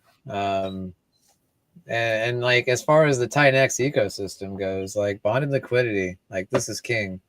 When you see X28 or Titan X go up, like Jake was saying, like that, just that token, Titan X pumping 10-20%. Now you got 20 tokens that all pump 10-20% just by default, and then some went 44, some went 75. There were a couple of them. Yeah. They went much higher. Yep. You never know what's going to happen. Not to interrupt, but liquidity part of DeFi 3.0, or can you still do a DeFi 3.0 protocol without bonded liquidity? Is that something special to Titan X, or is that a DeFi part of the DeFi 3.0? I would say that's specific to Titan X, in my eyes. To me, like, as far as DeFi 3.0 is like the users are the VCs. The users, like, if you get in on day one and you mint and it's a fair launch in that style, like, you are the VC. You are getting in at that ground floor. And same with Titan X, like you're minting on day one, or you're mining on day one. Like that's fair. Like nobody's going to dump on you. You're part of those initial people, like, so that specifically is DeFi 3.0 to me. And then Titan X, the bond liquidity is just insane. Like the way we've got it ran, it's working so perfectly. So, yeah, that's a super special piece of what we got going on. I think at least, yeah, Jake definitely hit everything pretty solid. But my whole feeling on DeFi 3.0, really, I have to say it was born here, in my opinion. The way I see it, the way we have our ethos set up and the audits and having everything, there's a sense of security in the community where we do our business, where we enjoy our time, and we do what we do. That in itself, that sense of security, I want to go that far to say I feel comfortable being in a place, in an environment, an ethos that I can freely and comfortably move around, have access to information. But once I leave the ethos and I venture out into other areas, I immediately become uncomfortable. So what I like about the 3.0 concept of our whole ecosystem is that it feels safe to me, it's pure, it's fair. Those three things are key for me. That really stand out. I that's how I feel, and that's not financial advice in any way, shape, or form. That's just my personal feeling. It does feel much safer here than Mhm. really trying other things, other places. Yeah, I mean, I just feel safe because of all the just the steps involved to even become part of ethos, to meet the requirements alone. That sets a standard that brings a level of confidence and comfort. You For know, me. there's a really good comment in the chat. The person doesn't have a name, but there's just like a little O there. Yeah. I see Titan X as DeFi 2.5, like when it launched and we didn't have BOT built on Titan X protocols yet. As the ecosystem grows, and the outlook and strategies evolved, we are literally birthing 3.0 as we speak. I think that's literally, I was literally thinking about building on, and that person has laid it out fairly well. You may want to look at that it's on Jake's stream, because I know we got a bunch of streams out there. I think that's very well done, for sure. I think for me, I would say one thing which is very near to my heart is obviously security. So the fact that we are all taking a lot of effort to have all these things audited, spend shit tons of money on those audits. And I think, but that's just important, because at the end of the day, you see these are things which I guess like some other communities or other smart contracts, they're not there, so we are here for the long term.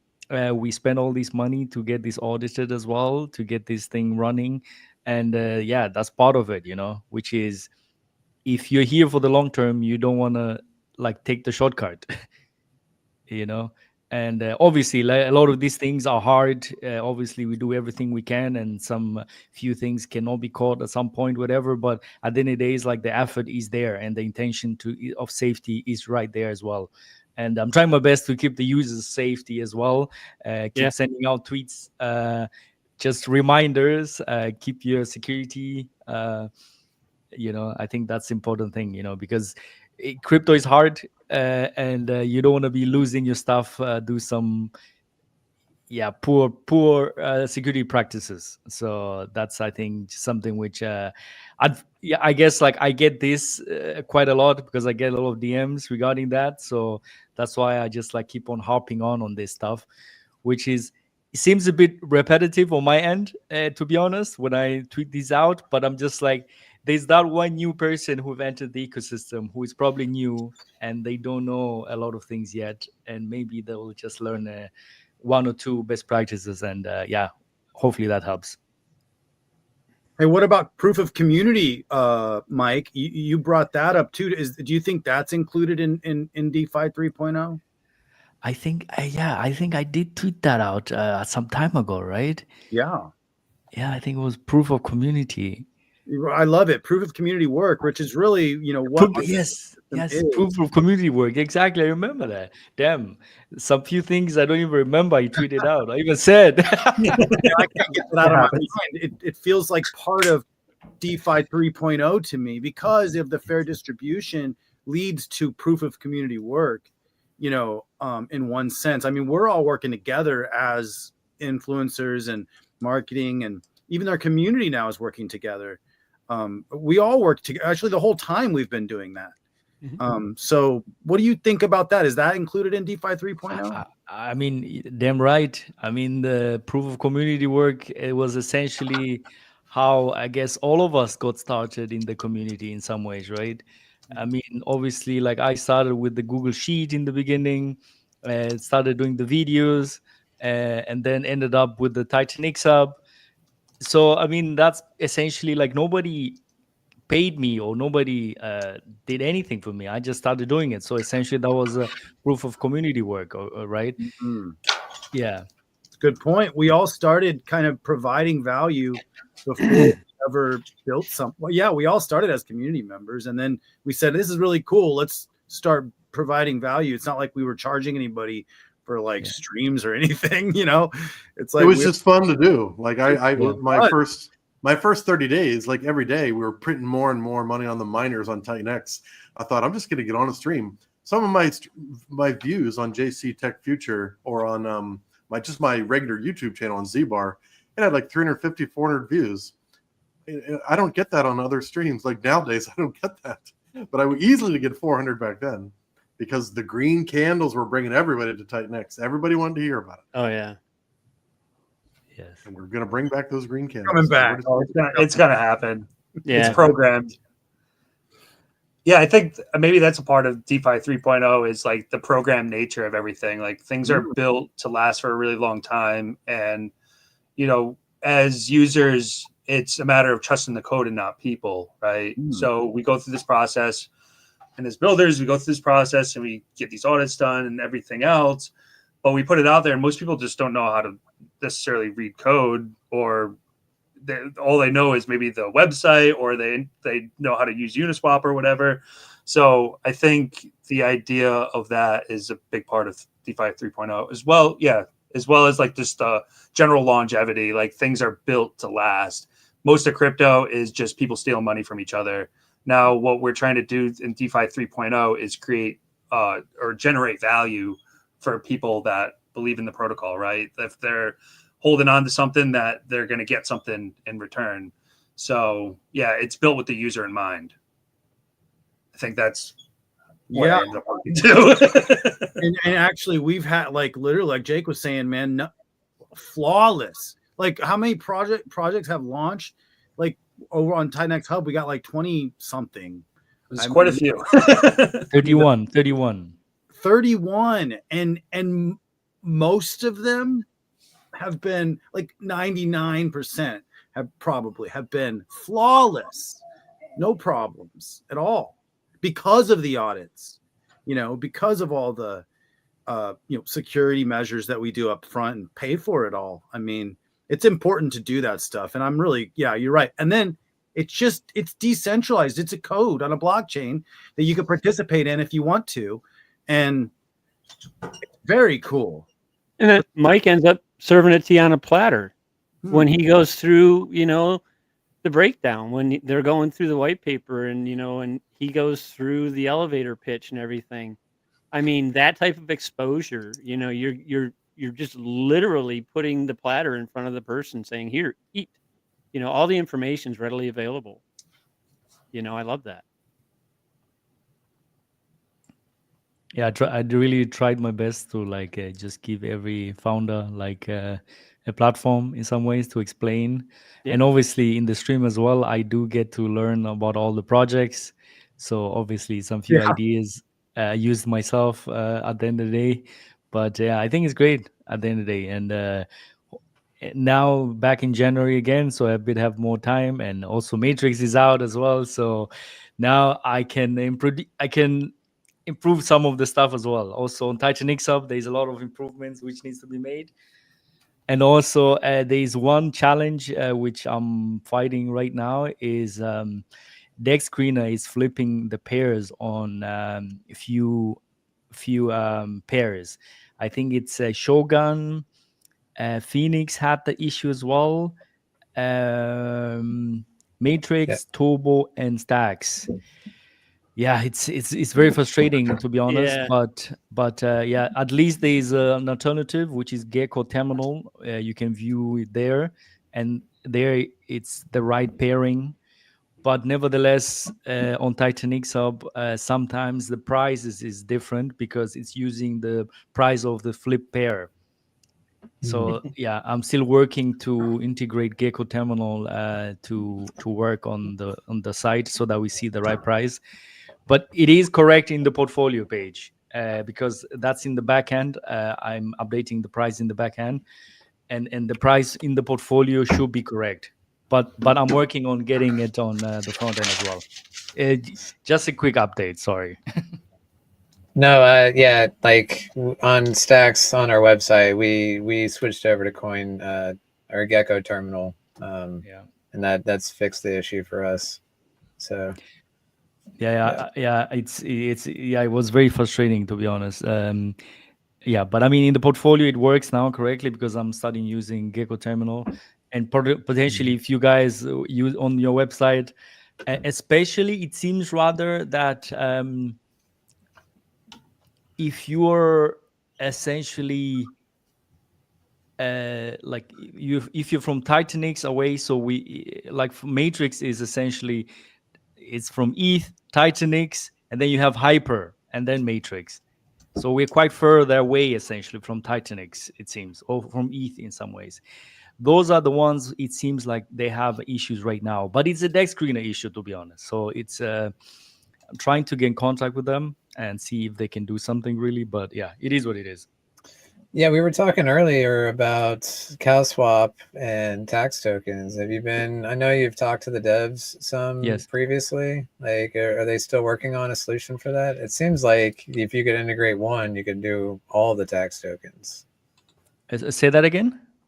Like, if you could get CowSwap to work on one tax token, you would be able to get it to work on all of them, right? I've been talking to them, but so the way CowSwap is architectured is you have these solvers essentially, right? So these are the ones who are bidding to solve or to do your swap essentially, and not all of them support that. So you need to have one of those solvers there to support those tax tokens, and if they're not there, then it doesn't work. So the architecture is somewhat different. It's very effective to do it that way. I think CowSwap has the best swapping architecture there is, like from all of them, and essentially all of the DEX aggregators, everything they are copying now CowSwap, all of them, because it makes the most sense actually to do it this way. But the unfortunate part is that only some of the solvers get tax token to work, and not all of them. So I try to contact one of these solvers to see if they can just add the tokens as well, but I haven't been successful so far.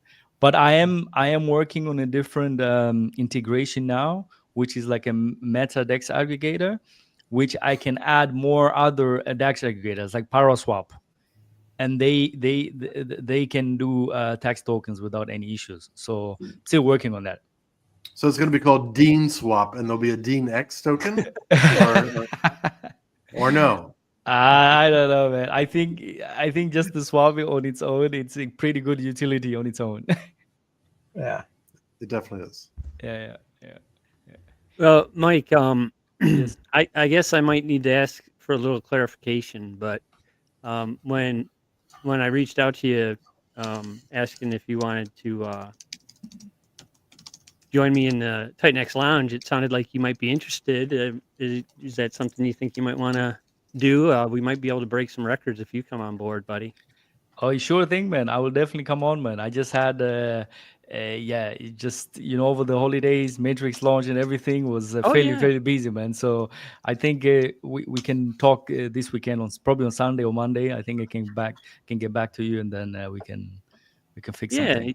You can come out and you can talk about the Matrix and whatnot, and I'm sure a lot of people are interested because it's kind of gets down to where I'll ask some questions to kind of let the audience get an understanding of who you are and what got you started and stuff. It's fun. It's very relaxed. It's enjoyable. Dude's been on. He was a great guest. Dave's been on. Lovely. I was on for my first journey there. It was a blast. It was really fun. And Rudy's been on. It's always fun. Yeah, no, absolutely, man. I think one thing for sure was the Matrix kept me really busy, man, because it's your first project, and you do all the audits, you do everything, and then it's like you still, there's still that little fear in the back. It's just like, did I quadruple checked everything, read the code million times, and then it's like you know, something. It's just like that one little code you didn't think about, and that's the So I think that was kept me like very, very stressed out. So now things are out, things are working, everything is working. I'm very glad now. It's like I can breathe a little bit, at That's least good. on the security standpoint of view. Yeah, I guess I'm on that side right now with everything going on with Mizuchi. So Yeah, very stressful. yeah. You I have, mean, you it have a could great be, could partner, be. though, TEDx. Don't worry. Rudy has launched more projects than I've got fingers up here on the screen. Yeah, he's That putting is work not in. true. Oh, I didn't name any particular projects. I'm saying the number of projects. But Yeah. it definitely helps, man. It definitely helps, man, because if it's your first radio, man, it's like, you know, have you thought about everything? And you know, it's like you're asking, couldn't sleep for days, man.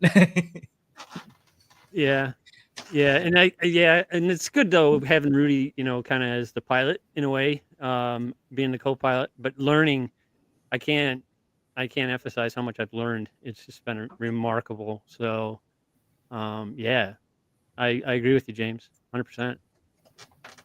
One Good more man. thing that actually helps. So Jake obviously provided an amazing framework, but then dude, you know, after we saw what happened with one of the protocols and they had to relaunch and things like that, what could have prevented, or what could have found this? What process in auditing could have found this? And the answer was auditors don't catch this particular type of test or this particular instance. So fuzz testing, invariant testing, if you do that, then you're testing the extremes and you're testing a bunch of values. I felt very, very comfortable when we launched Scale. It's not a guarantee, but they've already tested. You know, it's not just auditing the code. It's actually going in and doing testing for the different, you know, edge values and extreme values and all that type of thing. It really puts your mind at ease, you know. Yeah, it's the default now for sure for me. Everything Absolutely. is default. Cool. I mean, I did that too. Yeah, but still, man, you know, did everything, but still, it's like, is this gonna work? Did I think about Second one's everything? easier, Mike. It's like, you know, having a kid. The first one, oh, you're all worried about everything. Everything's fine. You know, everybody's alive. Wife came back home. That's a The good second analogy, one- man. Well, That's really I mean, good. It's perfect because that's what I'm doing to Rudy. It's like I'm like, hey man, and I'm throwing questions at him. He's probably going, "Geez, oh man." But you know what? I feel better getting it out than sitting back holding it in, and then Yeah. after the fact going, "Boy, I wish I would have said something." You know, so I'm just like a floodgate with him. You know, and I think that's part of the magic. So You have one of the most patient peoples you're working with. He's very knowledgeable, thank very you, patient. I appreciate. I should that. know that because I was an appreciate that. advisor for Titan Legends back in the day, and there are no stupid questions. There are Although with no- me, there are you'd no say, stupid there are questions. stupid people, but no stupid questions. Oh, it's true. There's so much to learn and understand, and everything Yeah. comes with time. You know, it's all time in the market, and just really, and everybody has different complementary skills. You know, like I might be good at one thing, you might be good at another thing. Like let's talk, like let's figure it out. There's just so much to wrap your head around in crypto, like, and there's so much to learn. You can't possibly absorb everything all the time. So that's really what's great about this community. I mean, I've met all of you guys, a bunch of other builders, a bunch of other community members, and everybody comes from different places. Like there's no one person that says, "Oh, I started with this and now I'm here." Like everybody came from all over the place, and now we're all in this one spot, and there's just so much to learn from each other. Agreed. Did you say, Mike, that you were doing a face reveal on this stream? Yeah, I think so. Yeah. Yeah, who said that? No, that's Mike, the Yeah. robot. Mike the robot. So yeah, I got the joke. Oh, go ahead. go ahead. Oh, sorry. So I was thinking, so now we're going to have opportunity. I was thinking with this book, and O asked the question, will it be released as an NFT or something? And I was actually, okay, so it's a good question for everybody, for the people on the stream right now, because I had an idea for a store. And when you really think of a real world asset like a book, it could actually be, you know, audio book or PDF book could both be like hybrid NFTs somehow. Like people, somehow. And then if they buy the actual book, though, the money would have to get into the real world to be able to buy the book, send it to them. But so I was processing a protocol that would kind of do that. It could be like a store that we could either buy collateralized NFTs of the.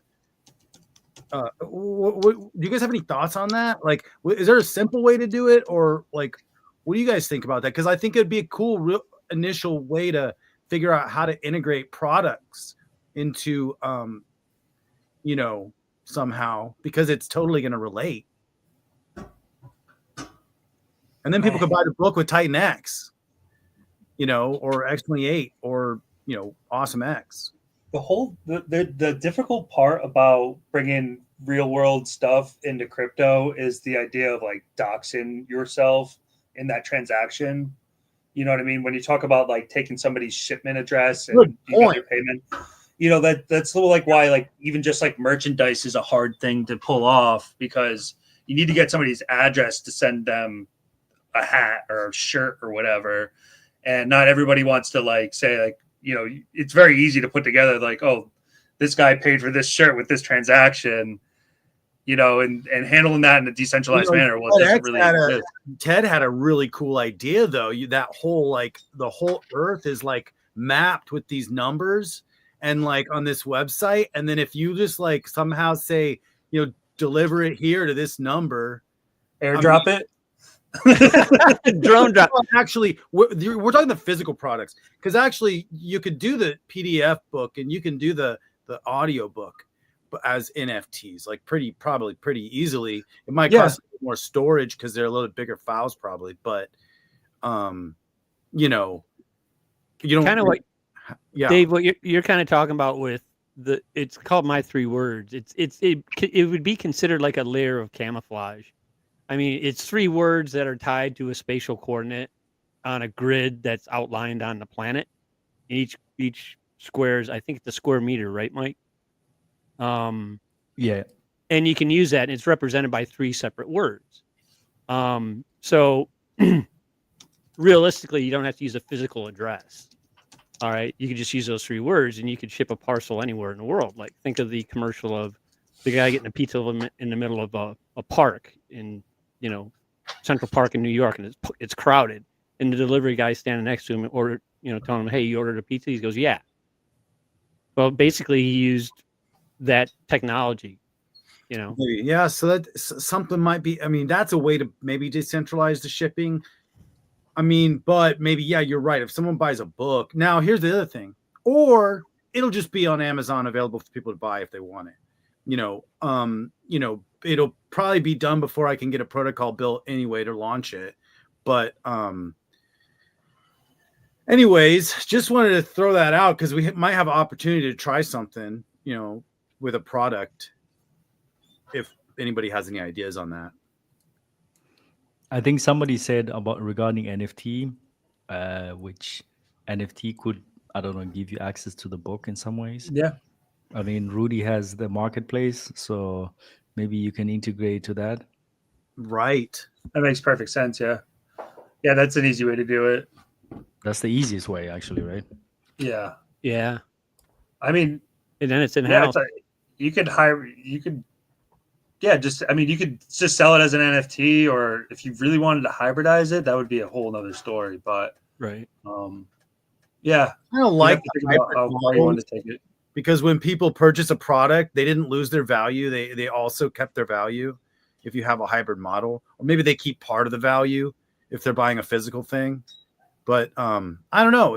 I like the hybrid model. It's fascinating. That's why if it was a store and the store actually had a token, and then products could get listed into the store, and then that token could be used to purchase products, whether they're hybrid NFTs or physical products. Maybe. But anything incorporated token is going to require buyers and users of a system, right? Period. Right. You need the gas to make it go. And so maybe the buyers and the users of the system can get paid out by sales. So it's like they would be like owners in the store in a way. So, if people could if we can get adoption on the store, people could be owners in the store, and then like staking or something, and then they would basically be getting part of all the sales. And maybe there could be some kind of mechanics with an engine underneath the protocol for the store, and then things could be listed into the store, whether they're hybrid NFTs or physical products. Just fork Mizuki, and then have all the NFTs be books. Yeah, there you go. Right? Let's do it. I mean, couldn't you distribute? Couldn't you like actually with an NFT say if you say you had the NFT and you have a community and you have let's say 20,000 holders, and a certain percentage of those holders had a certain percentage of each token in the ecosystem that they would qualify to say receive this NFT as a gift or a perk or a bonus or something. I don't know.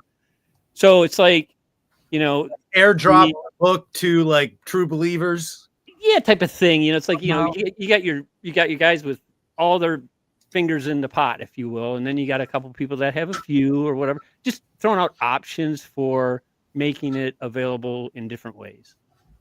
Yeah, cool. Just a thought. Yeah, that's a great idea. Sweet. Well, just wanted to throw it out there to you guys. Thanks. Yeah, a lot to think about. Sorry, I was a little distracted. I had my dev texting me or messaging me. Yeah, Sorry, I've been distracted too. Trying to stay on top of it. Was he cursing you for all the changes? He was actually a lot nicer than I thought about it. Yeah. I sent him a wall of text last night. It was out of control. It's like, I'm a crazy person. I sent Ted a very similar wall of text. But that's what happened. Last one I got, I think, was at 3:49 a.m. or something. I was like, okay. That's normal for James, though. I mean, right now it's almost 2 a.m. He's just getting started. Yeah, I was like, you're doing 10 hours now, Rudy. He's like, yeah, man, I was on one last night. Well, it's what's going on with you, bro? There was like 4 or 5 months there where I didn't have a day job, so it was all Titan X. So I was in every single chat. I was really up on every single thing, and I was building something on base, and I was in all the chats. And Baby Dragon X was sitting there at the $47,000 market cap, and I'm like, oh my god, let me try this again. How can we do this? And it was all the bonded liquidity. We let it do all the work for us. That's it, baby. What's going on with your builds right now? You're working on a few things, right? Or like 10? Are you talking to me? Yeah, I'm talking to you. Yeah, well, okay. Well, I'm going to announce our partnership. So we've always been talking about project number 3. And the partner is doing this. The partner and us are doing this. So I'd like to announce that, drum roll, we are partnering with Helios. Nice. Yes, fantastic. Good stuff. And we're taking multiple tokens over. Now it's confirmed for base. We were already building because we didn't want to wait for the announcement to base. So we're already building Omnichain tokens and the details will be announced as we get closer. There'll be streams. Mr. Dean will be knocking on your door to get on those streams. Dude will be doing most of the talking because he's the one that says things correctly. I'll just be there smiling and I'll provide some background art. Crazy. The chat's about to go nuts with this announcement, I'm sure. Like we're laying the groundwork right now with Omnichain, HLX, and Baby Dragon X. Once that's out there, we're doing that in preparation for this new project. It's called Baby Sun Dragons, and nice. It'll be a fun crossover between Helios and Baby Dragon X, I think. Oh, I can see it already, man. I love it. It's a great name. Yeah. That idea, the concept's been a long time coming, and we're finally getting to something like tangible on what we think is what quite possibly a killer protocol. But like most likely, like our target audience is outside of Titan X. I mean, obviously, we're still using our tokens, so Titan X ecosystems by default included, but like the default payment option being ETH on base, I think we're going to try to really attract a new user base and get new people into the ecosystem without even having to know what X28 is. They can just see baby sun dragons and be like, oh, this looks cool. Let me get in on it. Oh, it takes ETH. Let me do this. And then like all the stuff in the background that's using X28, H420, have you decided on your name yet? I know you were still your Omnichain Baby Dragon X, whatever that's going to be called. Yeah, we're really looking at B88. So, and our tokens that go from Baby Dragon X ecosystem, which is Baby Dragon X, BDX, and Scale, we're looking at having a B88, and then we're still deciding about Scale, but it's probably S88. It's probably something like that. Yeah, Cool. So every is going to have the X28 version. We're going to have the version that goes through. Totally. I mean, it makes sense. Yeah, it does. You can mint your A28 with Awesome X, and then you can take the A28 over to base. Mm-hmm. And then we're already going to have an Awesome X X28 pair anyway. So it's like, then it's like now we can have either an A28 X28 or A28 Awesome X even. Yeah. Yeah, I mean, if you did the A28 Awesome X, it would just be like, 1-to-1, same as like Titan X, X28, And then people just set that tight liquidity range at 0.98 to 1.02 or whatever, and it's just helps hold it there. So cool. I don't know where this is going, guys, but it seems really cool to me. I am excited to build on base, or like I was saying, or Binance or Arbitrum. Those are my top 3 picks. I'm very likely going to be on all 3 of those chains this year. I like base. I like base. I think that for me, that's probably where I'm going to be expanding to first. Yeah. Yeah, I mean, that's what Jake agrees with as well. So like, throwing X28 out there, getting that started, and then we can all just start launching things over there. We're going to attract a whole new crowd of people that feel like they are not big enough players to be on the ETH chain, right? Because I mean, who's minting a $7 NFT if it costs $7 to mint it? Well, there's some other cool tech that can happen on base, which I don't know if you guys heard about that virtuals thing, but like these AI agents can be launched on base, and now they can actually transact. And some of these AI agents can even own wallets. They have goals. They can own crypto wallets, so they can actually transact. They could pay humans, and they can also pay other AI agents to do whatever you program their goal to be. And so over on base, that's doable because the gas fees are so low. And this thing virtuals is very interesting, but they're launching it on base with all these different AI agents, and they did the first AI to AI transaction, but it was fully autonomous crypto transaction to fulfill one of the AI agents' goals. It had to hire, and then it's been hiring people. And one of the goals is to get 100,000 X subscribers on one of these agents, and so it was paying influencers. It decided on its own it wanted to start paying people who mentioned its name. So it would pay these influencers who have mentioned that AI's name, but these people were getting paid by an AI. Now it's like, well, do I want to actually start working like for this AI? Like, am I going to say more? Like, because I got paid, But anyways, these AI agents are over possible on base, which is interesting for me because I think some of these protocols, if we can create an AI agent that does a very specific thing, that's tokenized. It's a tokenized AI agent. And then people can purchase into this protocol that basically owns part of this AI agent and their transactions or whatever they do. I don't know where that's going to go, but it's so fascinating to me. And it's possible on base.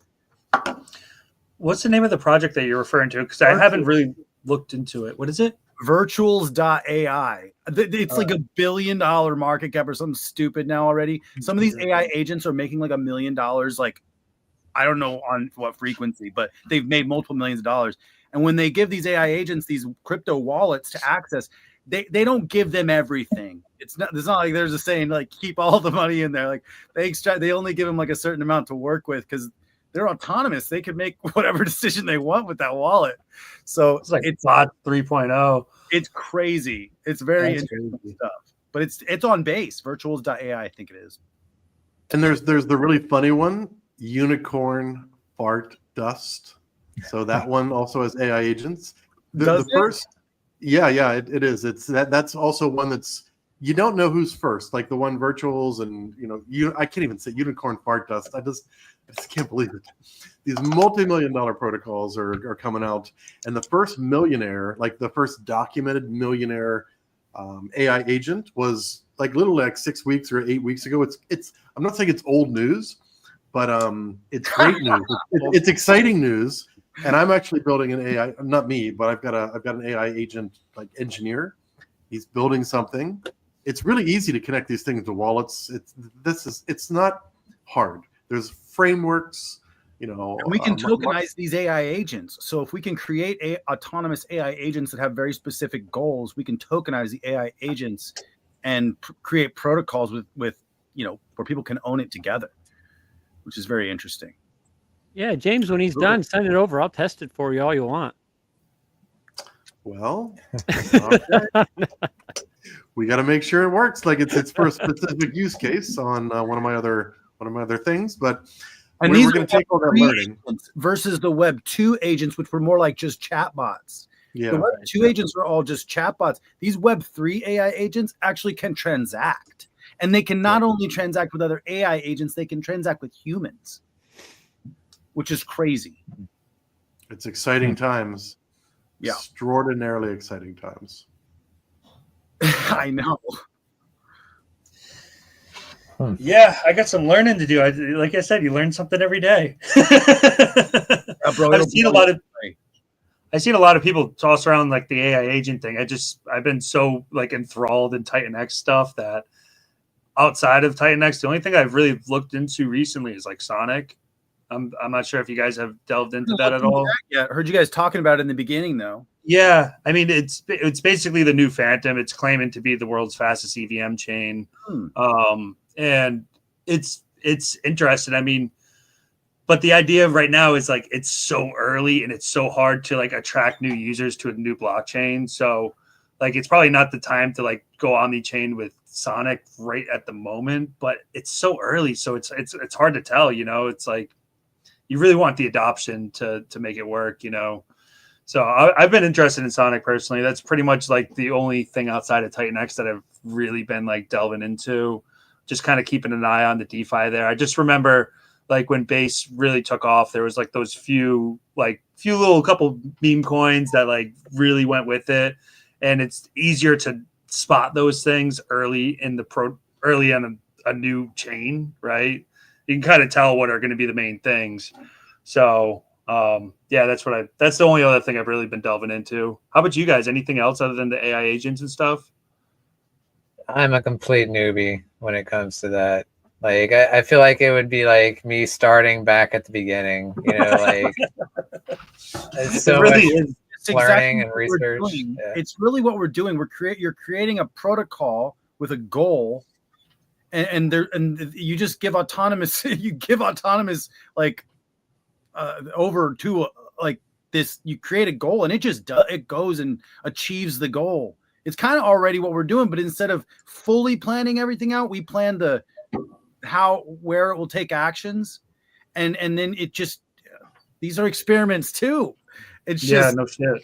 It's crazy. Like, what are they gonna do? Like, I don't know. But some of the money that can come into the protocol could fund the wallet that the AI agent can use for whatever purpose it's trying to do. I don't know. It takes what we're doing and it's just like poof. It's like, okay, now anything was possible already. But it's like now like anything is possible. And not under human control, not necessarily under human control. Right. I mean, I wasn't even going to talk about this. Only one or two of you have even breathed the words AI agent. But actually, that the AI agent we're working on will have benefits in the Titan X ecosystem. So we're doing some multi-phase, multi-fork things, and there will be something you can do with this over here in Titan X. That's a very early statement. I know it's very vague in general, but we're not going to obviously announce anything until it can do something here for us. So, Pinky's up with my invisible cup. You got an invisible cup? That's I even got more an invisible fantastic. cup. It's a green Yeah. cup and it's a green screen.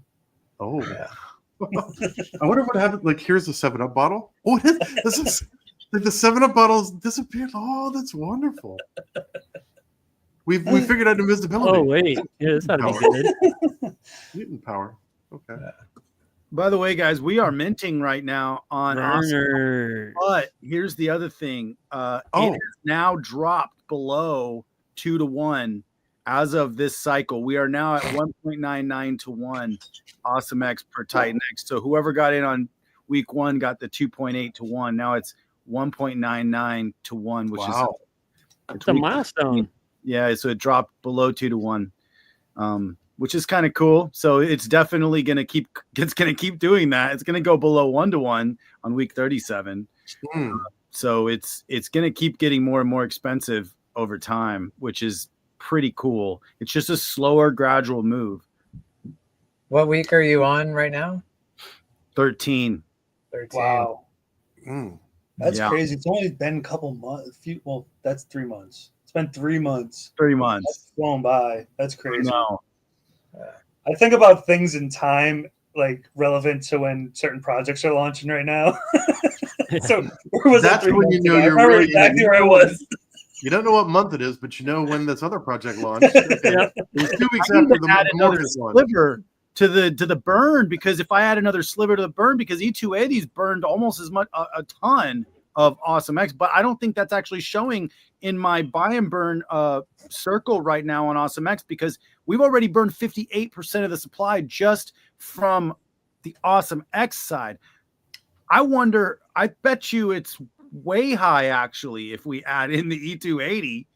Like we probably don't have nearly like 42% of the entire supply liquid left. If I look at that, I got to actually look at that stat, because you guys, E280 still has 50 billion Titan X sitting to burn Awesome X. I'm like, sweet. I know that one was the one to last, right? I'm the last one. Awesome X is the last. You're really there. I literally was asking, dude, why is that still there? Like every Sunday we look at it. Why is there so much there? Yeah. Only dude knows how that magic internet money works on that side. It's like turning the gears, and it's because of the costs a little bit more to swap through multiple pairs to get to the Dragon X pair. Oh, I guess so. Yeah. Yeah, it was at one point the gas gas costs were just too much for the double buys. So Awesome X, and it had a lower allocation than some of the others. So like the cap per swap was lower, and so it just didn't make sense for people to click the button. But I feel like, you know what, it's not going anywhere, so I didn't really change anything. Just let it roll, and like people were clicking. I mean, it's been burning. Yeah. So it's still burning, which is great. Yeah, we're up to 107 billion Awesome X burned. 107 billion Awesome X burned total. What's your total supply there, Dave? Let's look. Total supply. Yeah, exactly. Actually, let me see if I can share this, because it's kind of cool to look at. But it's got to be more than this. Yeah, it's really good. Still, I mean, 49 billion Titan X that's gonna buy and burn Awesome X. Right. See, you know what though? It pairs together. The Element 280 is like a slow burn on Awesome X, and Awesome X is a slow mint, like for many weeks. It's like a natural pairing. Look at that, 58% burned, 2.6 trillion burned. There's 41% liquid, but I don't think this is even adding in the E280 burn. This is just adding in the 70% buy and burn that we had. So 4.6 trillion total was minted so far. 2.6 trillion has been burned. almost 200 billion has been sent to the Dragon X vault, and 4.5 billion Dragon X has been direct burn. Nice. And we still have, Launchpad, which is low right now. That 57 billion should be worth more than that.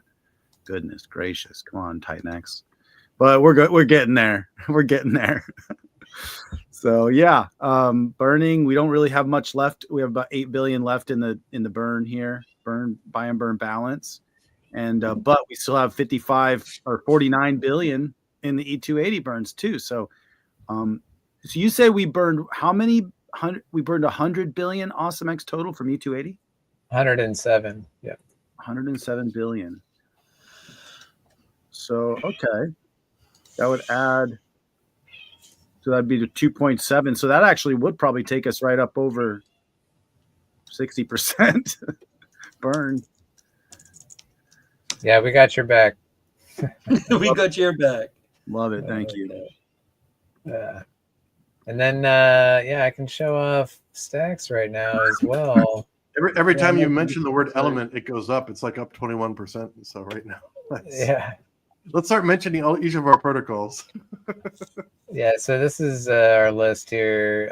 We're at Titan X, 144 billion. Helios almost about to hit 100, or didn't quite get there. Dragon X, I was looking at your stat. I was like, I think we got you beat on Dragon X. Yeah, you do. Well. Dang. 16 billion Dragon X. 5 billion Baby Dragon X. Yep, 107 Awesome X. What do we got here? Some Jake X, 67 million Jake X. That was a chunk of supply. That was awesome. Yeah. Where's Matrix, sir? You were too slow. You were too slow. You launched late. You were busy catching up on leg day and eating steak. No worries, dude. Yeah. And stacks minting live right now. 15 days left. Let's go. Showing 14.5% ROI currently. That's that's instant. I mean, you can mint tokens, sell them down, and get your Titan X back with that ROI. Easy awesome. Compound play. That was something that people in E280 loved. That we made sure was still an ability in stacks, is to be able to compound. So working beautifully. And how much we got? This is where my internet starts to die. Okay. Hyper, we're coming for you, Mike. We've got 31 billion Hyper staked. I think you've hit over 200 billion, I believe, right? Yep. Absolutely. Nice. That's great. That's beautiful. Yeah. I just hit the Awesome X buy and burn on Element. Thanks for the reminder. $34 in gas. I mean, it's kind of it's not off peak. If I did it during my daytime, I could probably get it in the 20s. So happy to smack that button there. Tap, tap, tap. I mean, we're paired with Awesome X. It's good for the protocol. Definitely. Right. Yeah. Stacks is working great. Like, I'm eyeing this Eden payout coming up soon. That's going to be nice.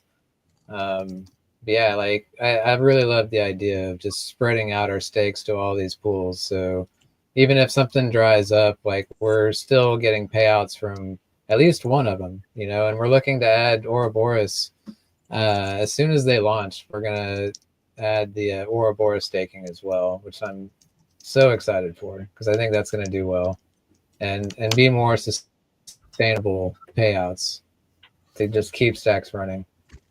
But yeah, Eden, Flux, Blaze, Helios, Hyper. And you can add, can you add new staking protocols into stacks later or no? Yeah, exactly. That's the one of the biggest selling points to me in stacks is its ability to be adaptable to new protocols. So like I said, the second Ouroboros launches, we're going to be right there ready to design a smart contract around staking on that, and then integrate it into the stacks protocol and immediately start allocating into that. So and I'm looking forward to like all the new protocols building on X28. Like stacks is already integrating X28, so it'll be super easy for any build on X28 protocols that come out that like we can we can jump in on those. You know, if there's staking involved, like we're gonna do some kind of allocation to those, and really make this the go-to place for staking. Sweet. The only catch to that is you can only mint these NFTs for 28 days. Yeah. That's the only catch. But Yeah. you'll have exposure to everything coming in the future. So people might want to keep Point. people might want to keep that in mind. You know, what you see today is not what you're really gonna see. So, but people have a hard time. You know, Jeets are gonna Jeet. People have a hard time with any kind of patience and any kind of vision. But I strongly believe in these NFTs, so guaranteed I got some. Dragon Horde has them. James has one. Couple. Yeah. Oh yeah. Stacks is a sleeper. I mean, Element 280 had what 10,000, 11,000 NFTs, and a lot of people burn it every week. I know there's the stats that you can take a look at. Nice job on those bots, Mike Dean. You've created some beautiful bots. We're going to be reaching out to you to create a bot for us too. But basically, when we get closer to B88, we just want it like in one package deal. So it's like a whole boutique business you've created. Dune Analytics, Titan X Hub memberships. Now you got these beautiful bots. I mean, quite a sideline. No wonder you don't have any time to yourself. Right. Yeah, and Matrix also. You know, it's And the Matrix. auction. Your The first auction. day. Yes, the auction is still running. We have 10 more days, so it's day 18. Just like 16 minutes ago, day 17 finished. So we got 10 more days. So if you like to participate, don't hesitate. Matrix.win. Mm-hmm. I've got another feature request as well. I love the bots that you've got, and if you could integrate X to that as well, that would be awesome. To be able to like make a post on X about with these same stats. Yeah. I have looked into that. So there is a bit of restriction since Elon took over regarding posting on X. From what I've seen, you have very limited amounts you can post in a month with the basic chat, with the basic one. If you really want to post quite a lot, it costs quite a lot. If I'm not mistaken, it's like 5K a month. Oh wow! It is exactly 5K a month. Yeah. I know that because we pay that to get the AI running, right? Yeah, it's extremely expensive. So it needs to be worthwhile to pay 5K a month to post on Twitter. Otherwise, you get like I think 100 posts a month or so. You get it for free. Well, I've got $5 on it, Mike. So let's get started. Yeah, we are talking about just automatically posting on X through an API. Yeah, since Elon took over, he restricted all the bots essentially, and now it's like 5K if you want to post. If you really want to mass post on Twitter, automated, it costs 5K a month. Oh yeah, wow. Man! A lot of these, almost all AI bots are literally just dudes copy pasting AI inputs into Twitter. I hope people realize that, right? There's nothing fucking AI about it. That's so crazy. Yeah, I think there's very few ones which are real, probably also paying for that 5K. There's one which I found which is actually pretty good. He can join Twitter Spaces. He speaks. Nice. That's cool. That one is a good one, I think. Yep. Yeah. I was actually thinking of like cloning Jake and then let him speak in Spaces or something like that. Hey, that would be cool. Yeah, that would be cool. Just get all the transcripts you ever talked about. It's so easy. Like and with, it only takes a few hours of training videos. It doesn't take much. Yeah. Maybe I'll see. That was an idea today. I was like, oh, I heard this bot, like this Twitter bot who can speak on Spaces. I was like, damn, I'm gonna clone Jake and just have him run havoc on Twitter. You'll get better participation. Just be like, yeah, Jake's here. Yeah. Everybody shows up. What was the last topic you guys were talking about? We're just showcasing stacks, Matrix, just a couple of our protocols showing off that minting is live on stacks. There's 10 days of auctions left on Matrix. Yeah. Nice. Yeah, one thing I was like, because I was looking a little bit deeper into the thing that tried to copy Titan X. Oh, the thing that Yeah, shall the not thing. be named. Yeah, exactly. The things, man, because I read through the white paper, these things were so fucking clear from the start that this shit was gonna happen. This is one of the issues. Like a lot of good builders, they suffer from pride, meaning that they don't want to build in our ecosystem because they don't want to have their name attached to other people and they want to make it look like only their thing. This shit would have been seen by like 20 builders. We would all have noticed the same shit very, very easily because we've been through the ringer. We know what works, what doesn't work. Like, for example, there was a slippage protection thing. We've all been through that shit a million times. We would have all done it for free. This thing would have run flawlessly. We'll probably have builders off into the future that want to build on it because it's within our ecosystem. But instead, he didn't want to do it. Now everybody's lost their life savings and people are wrecked, all because of pride. That's the only reason. This thing could have actually worked if it was within our ecosystem. We would have all spotted all the issues before it was ever live on mainnet. There's so many benefits. Like when you build in the Titan X ecosystem, all the builders want to help, even if they don't even we don't even want to be compensated. Everybody just wants the thing to be good because it's within our ecosystem. So you would have 20 plus individual builders look into your thing, see based on the real market stuff, because we've all done stuff in the real market. Because a lot of stuff looks amazing on white papers, and then in the market it's absolute garbage. Like slippage protection, etc. There's a lot of stuff that you only learn once you have deployed things on mainnet. We would have all noticed that stuff for free instantly. And we would all want it to be good because it's in our ecosystem, and we would all want to build on it because we're in our ecosystem. But instead, yeah, there's a lot of benefits to just building in the ecosystem because you get expertise, you get all these builders that have mainnet deployment experience that would have all noticed these things, would have probably made it way better because there was a bunch of issues with the white paper. Yeah, people need to learn the hard way. It's really built different. I mean, build on Titan X is not just a phrase; it's a lifestyle. Like we want people to succeed because that helps people be interested in new protocols, and we don't want people jumping in and out of protocols. Of course, they make their own decisions, but we want people to be safe and not lose money for stupid reasons, not for stupid reasons. Yeah. Yeah, exactly. Yeah, if people lose money, it's because the market didn't like the protocol, not because the protocol was badly designed or had issues that were blatantly obvious before it was ever on mainnet. Yeah, like people go over that stuff a little bit too light. Like that's people's life savings. Some people like, dude. Apparently, he paid for like 5 audits on that too. Yeah, the issue was with the game theory. I saw the shit from. I know. Yep. It was built to be. I don't even want to get into it. But. Yeah, whatever. It's just the topic that we would have all helped. Like this would have been spotted way ahead of time. Yeah, definitely. Huge advantage to us as builders. It's like being able to reach out to any one of these guys. We know how these things function, and some of that came with trial too. I mean, obviously, like you put something out there, make the adjustments, and now things have only gotten better and better and better. So now he's trying to do this thing for the first time. And guess what? Like a simple thing, like something that would have been like a quick thing for us to understand, just cost people 2,000 ETH. That's crazy. That's a lot of money, man. Like to go to like nothing. It didn't even pay for a vacation or anything. It's just gone now. It's locked in the contract forever.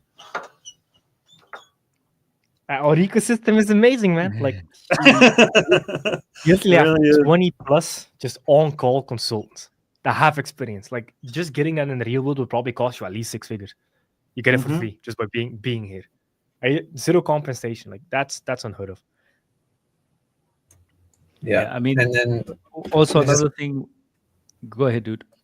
I was just saying, like moving Omnichain is going to be another first for the ecosystem. Like that others are going to try to copy, and we're seeing it here first with Titan X, and what we're doing is just it's a game changer. Yep. So I have 2 things now. I mean, the first thing is like obviously now you can see like some of these stuff, like especially for these kind of settings, how important like some of these admin keys are at points, because like sometimes like changing of slippage and things like that. These are just like very principal things which I think admin keys are appropriate here in this case. So I mean, but these are the things I guess you learn and you just look how things work out. And we also learned in the ecosystem as well how these settings, how important they are. I mean, with Inferno and stuff, right? So, but nevertheless, the other thing which I wanted to ask you, Jake, is you mentioned earlier on regarding if we go with X28 to base, for instance, right? There are going to be potentially like some meme coins there. Is how are you looking into the liquidity? How is that going to get set up? Yep. Because so there is going to be a starting. go ahead. There's going to be a starting liquidity pool. So the liquidity pools on each chain are going to be native token X28. So kind of copying the setup from Ethereum, where it's Ethereum Titanx, but then because X28 is Titanx on the other chains, it's going to be on base, for example, Ethereum X28. And it's going to be same across all chains, just native token X28. So we can just copy over the ethos essentially. Okay. And that is going to be seeded a little bit from the start through Magic. Magic. No worries. Magic internet money at its best. So for instance, let's say, I don't know, we are on base right now. There is an X28 ETH pool already. And if somebody wants to launch, let's say, a meme coin, for instance, Rare, it's like, how is that process? Like, have you thought about that process per se, how that can be launched? If it's just a literal meme coin, then it will be super simple. You just create a token, you create a liquidity pool with only X28, and you're good to go. I'll do it right now. That's it. No, I'm just kidding. Yeah, it's that simple for just a meme coin. And then for the more advanced DeFi stuff, it's just the same as the build on Titan Ethos, but then using X28. So X28 is input, burn a percentage of X28, pair with it in the liquidity. So all the same principles essentially. Okay, so regarding the meme coin, I'm just asking some few questions here. I mean, I guess the fear is just more for me on my end. It's just like, okay, like if I just create some meme coins, I can also pull the liquidity out. Yeah. That's what I'm talking. Yeah, 100%. That's a good point. It needs to be locked liquidity. So somebody would need to create a pair with X28, only X28, and burn it. Yeah, that's a good point. That needs to be mentioned. Yeah, because we've been doing it for so long on Ethereum, but all the liquidity pools are locked in smart contracts or burned. Yeah, meaning it's unruggable. Yeah, if it's just a meme coin, that needs to be manual burning of the LP. The problem is like so many of like these devs will be like start to do the time rug thing. You go to people will start to ape into this thing, and they'll be like, "Oh, we're locking liquidity. We're locking liquidity." 20 minutes later, we're locking liquidity, just getting the last trickles. Boom, rug. Yeah. Done. Cooked. That's a really good point. Yeah. Yeah, that's what happens. So ideally would be like a platform. I thought about this, but I'm not so sure how easy it's like where you can launch something like that and it's already locked liquidity anyway. Right, like through the platform, like the smart contract auto sets everything up where the user just creates the meme token. Yeah. People just can create, they can put the money in, things will be directly. I don't know how hard it is. There's absolutely a market for that. Yeah. Because then we don't have something like that. I have a design for something like that. I just haven't decided. Yeah. It kind of reminds me of like open source stuff as well. I think there is a platform running on base as well, already doing something like that. But obviously, it's always paired with ETH, so you need probably, I don't know, maybe make one which just pairs it with X28. Done deal. Exactly. Yeah, I have all designed for it.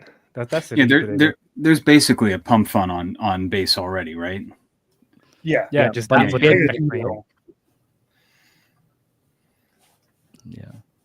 because that could be fun actually. Because I mean, I'll have a lock and see. Jake, you have some ideas? How do you have an idea of a platform like that? Yeah, I have. I have basically a token factory that would essentially just the ethos.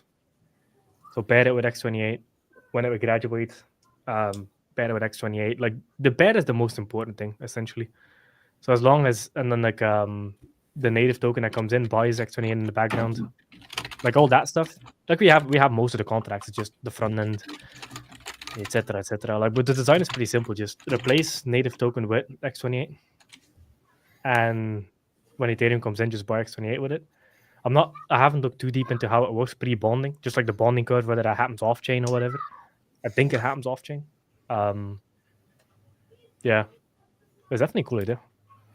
Yeah, the problem is with those kind of platforms though is the value extractors, because there's always going to be like that thing that looks legit, and then you have the team bought on freaking bundled 30 different wallets together, and then they'll just start dumping on you as soon as it starts to move. Yes, you know, 100%. And that's the problem with these systems is like that value extraction is like the last thing that we would want is like something to like constantly be selling at the price of Titan X, launching rugs and shit. Like there's different kinds of rugs, you know. So one of the part of the design was also the launch process is different. It would basically just be a fair launch token, not really a bonding curve ahead of time. So instead of a bonding curve, it would be fair launch, or at least a fair launch version of that. We will essentially just make it impossible for the dev to rug. That's make the it a design stock principle. Setup that works. Yep. Exactly. I like it. Even have a buy and burn built into it. That'd be even sicker. Yeah, that would be cool. Oh yeah. Yep. Yeah, because we have a bunch of buy and burn contracts that work. Yeah, just like a stock like token with the buy and burn. Like people would be launching like crazy, but it would be a matter of participation and everything else, like anything else. I guess you could. I just have also just one universal buy and burn. You could just keep for every token which launches. Yeah, exactly. Yeah, but that will get confusing. That contract will get massively overloaded with all the pairs and shit. I think it will be individual, because I don't think it's that expensive to deploy a contract on Base. So if a token founder doesn't want to pay $20 to deploy a contract, he's probably a scammer anyway. You know. The other thing is that it should cost money to do, right? If you have a completely audited code and everything, if it costs money or if it burned Titan X or in some degree, like there should be a barrier to entry there, not just like a $1.02 token, you know. It's an interesting idea for sure. Yeah, it's worth looking into. It's got a lot of hype currently. I've got a friend that just pretty much lives off of that style of market, you know, just buying and selling shitcoins. You know, like there's people out there that do that. Yeah. Okay. Yeah. It's a whole industry.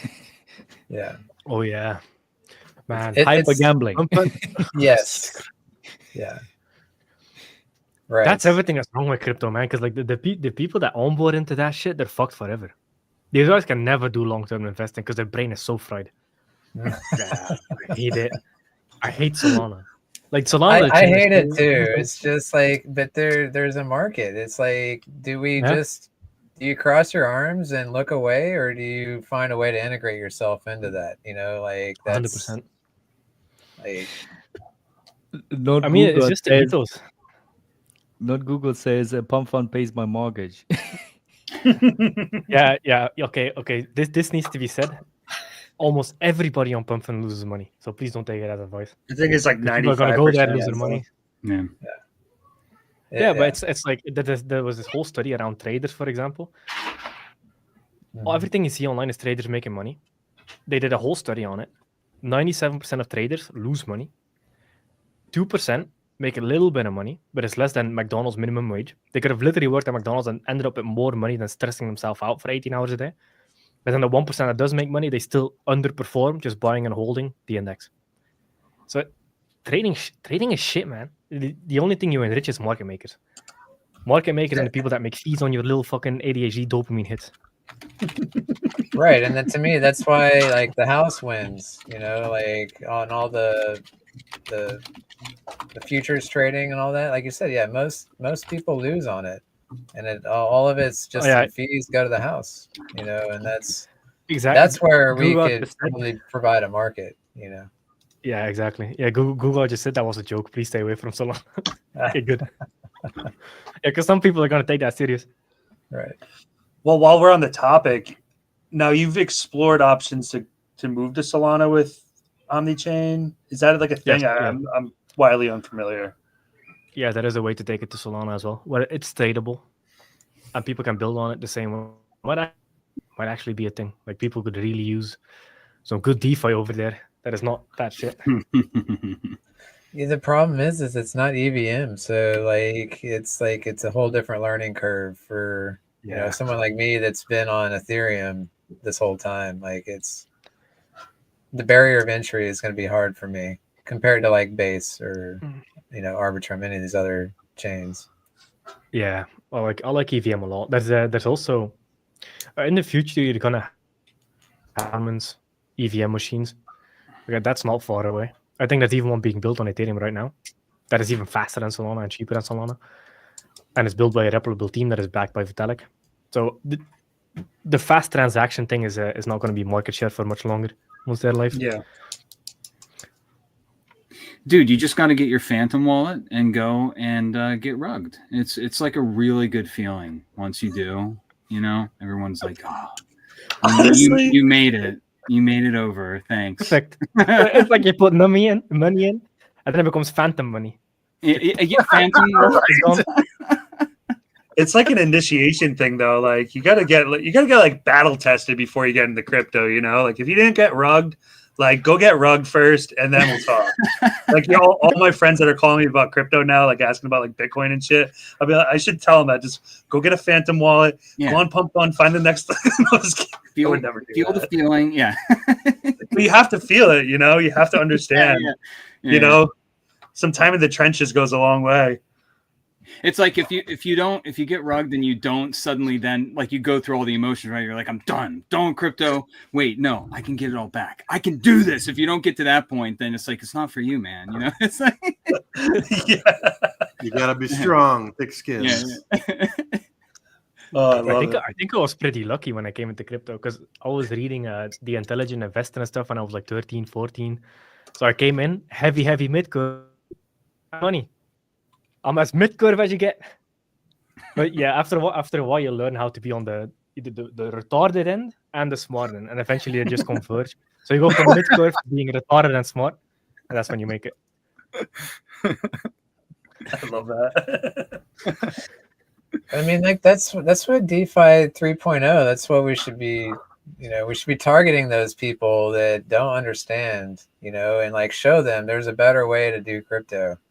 Without just like showing up and getting rugged and then learning the hard way, like education, that's the way to go for sure. We could be the next wave. People could be talking about the Titan X ecosystem and this magic X28 where you don't get rugged. It's DeFi 3.0. Look at these guys. Some of them have beards. Some of them are a robot face, You got all type of personalities, but the one thing we don't do is we don't steal your money. Yeah. Here's a question. Go ahead. Here's a question, Jake. I've been curious. Maybe you said it before. I've just never heard it. From the first keystroke to the last, how long did it take you to actually code Titan X? Oh my god. The actual coding didn't take that long. Like a month and a half, 2 months. The ideation was like half a year or longer. Like, yeah, because this was the first of its kind. Like it was the way we do buy and burns was like never done before as well. So like, how do you code a good buy and burn? Yeah, it was a lot. I even looked for like because a lot of the auditors are people that I found, and everybody just uses them now. So I went talent hunting for the auditors as well because like it was a completely new smart contract. Nobody had seen anything really like it. So like the auditors, I hunted them down. Like I looked for like competition websites, like auditing competition websites. I looked for the top 10, DM'd all of them. And then we ended up finding the best auditors to do it. The developer as well. Like the developer that I use for everything now, he's fucking amazing. And I found him through my mastermind. Like I wasn't even a normal developer that I went job hunting for. Like he was part of the mastermind. And he was amazing because I had this general idea. And he was like, I didn't hear of him for like 2-3 days. I didn't even text him. 2-3 days later, he comes to me and like, hey, I made a smart contract. I just wanted to test some things out. Here's a smart contract with like an idea that you had. He just did it for free because he was willing to learn. Like, yeah, wow. It took a while, like 6 months, I would say, a little bit longer than 6 months to come up with the idea and 2 months of coding and auditing. So that's when the community began as well. Yeah, yep. Yeah, I did a lot of marketing beforehand. Yeah. A lot of marketing. That's like 99% of the work, to be honest. Coding is like 1%. 99% of the marketing. Like that's where all the real work begins. Yeah. That's cool. I often wondered, I knew that you had a lot of experience and background and everything. And then you just got so fed up and angry at the whole industry. You said, I'm going to make a difference. And I mean, it's a big decision, and to do it and implement it and to see where we're at now, it's just like, wow, I was just curious how long it took. I mean, to me, that's just a great example that, it's not your pump fun type of slap together process. There was a lot of thought that went into this, forecasting and foresight that was just really thought out. Yeah, a big thing is also like designing the ethos, designing the principles, getting people together, building relationships like that. That's the actual work. It's insane. There's a lot of it. The marketing, because you can have amazing ethos and principles, but if you never talk about them, it's like they don't exist. Right. It's constantly repeating it, hammering it, so people operate under the same ideas and ideals, and making it pragmatic. Like capitalism and meritocracy are the two best things, in my opinion, because it rewards the people that put in the work, regardless of skin color, how much money you have. All that shit does not matter. If you work hard and you provide innovation and you build awesome smart contracts, you will get accepted by the community as long as it's within the ethos. I like designing that and building a value proposition for builders to come in. Now it has a life of its own, but like all that had to like start in the mind first. Yeah. Now it just exists, like it's part of it. But yeah, a lot of this has to be created mentally first. That was a lot of the work. Oh my god. Indeed. My spreadsheet fucked. A lot of spreadsheets. 12 hours a day just constantly staring at that spreadsheet, designing all elements of it. Because I used to be a very, very big internet marketer before getting into crypto. So I wanted to implement all the marketing ideas from internet marketing into crypto. Like, what is convincing? How do you persuade people? And especially now, because we're a fair launch ecosystem, the better. So there's a big difference between persuasion and manipulation. Persuasion is telling the truth in a very convincing way so people adopt a better belief system. That's persuasion. Manipulation is clouding the truth, lying to people, and convincing them it's the truth. That's manipulation. Persuasion and manipulation are done in the same way. It's just, what is it backed by? If it's backed by truth, it's persuading people to do a better thing. If it's backed by lies, it's manipulating people to do a worse thing. So like, we need to use all the marketing tactics that the scams use to promote a good thing.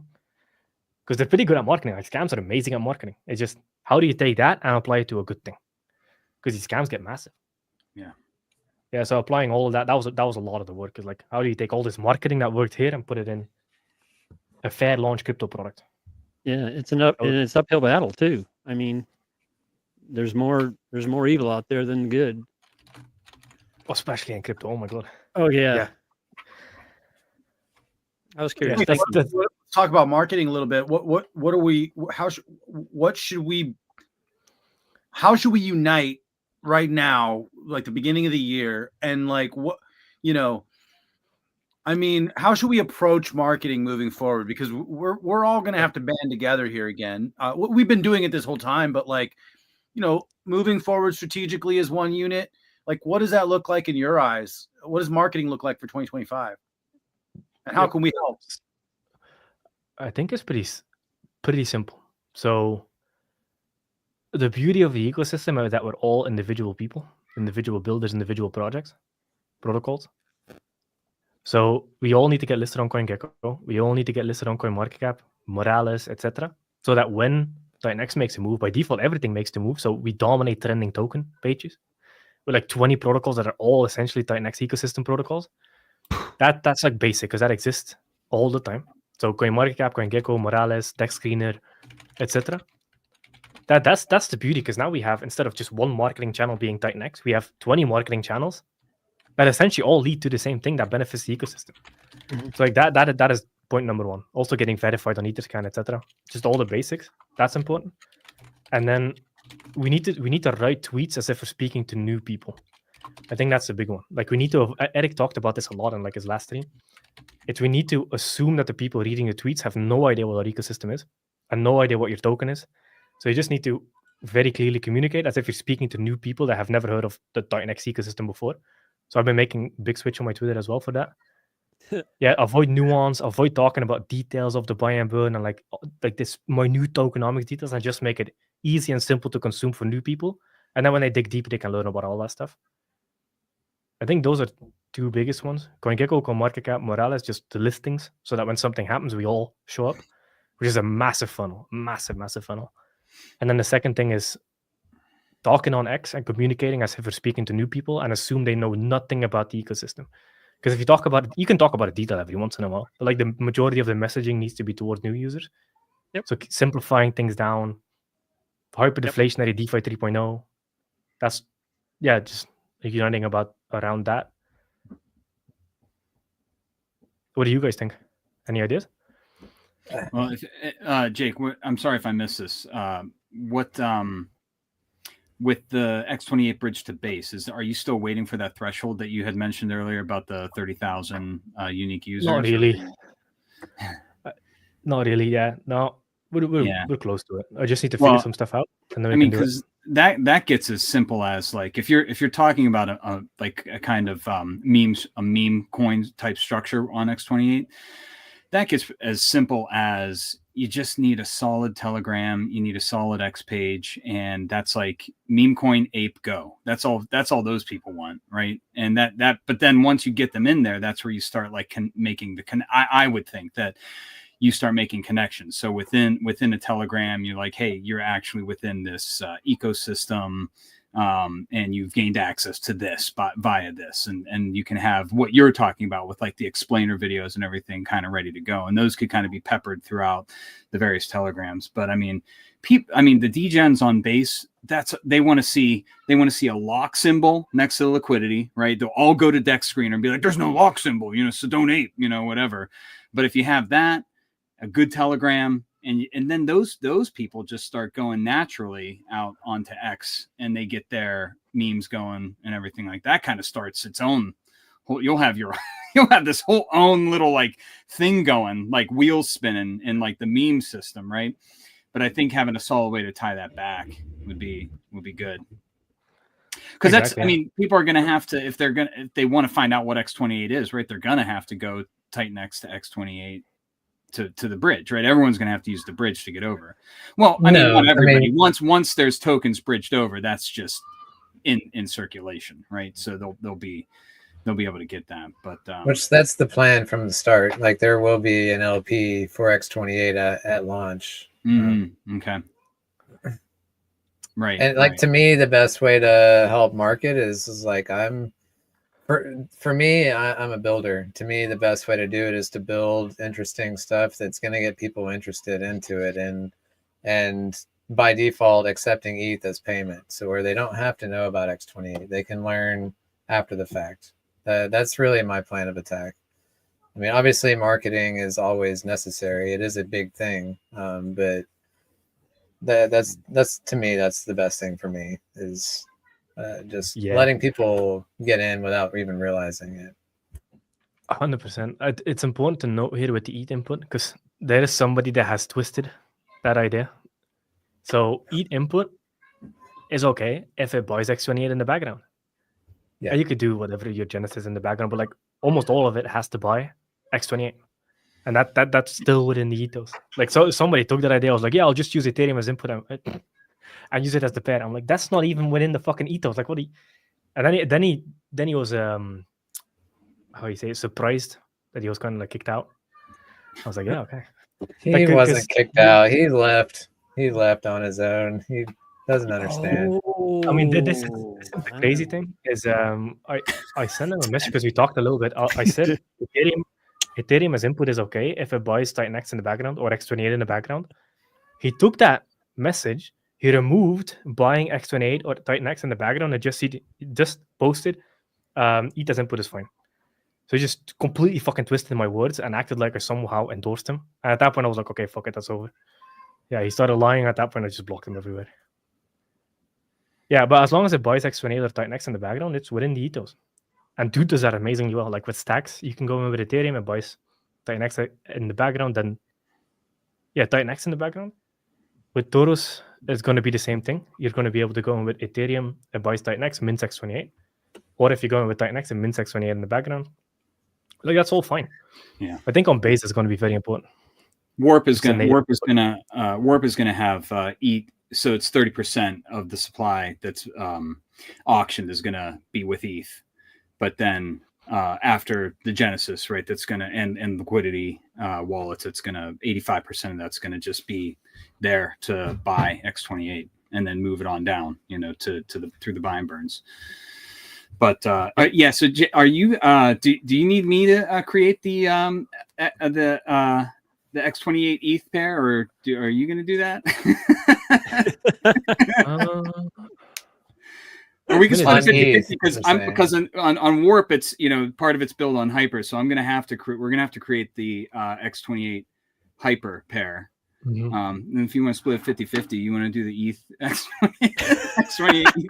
I'm just, I mean, it's in our plans to open those LPs because we just want the buy and burns to be able to move smoothly, right? But wait. Why does the X28 adapt Ethereum pool? What is the use case of that? That is so if we're gonna have it's gonna have the ETH buy X28 with ETH, right?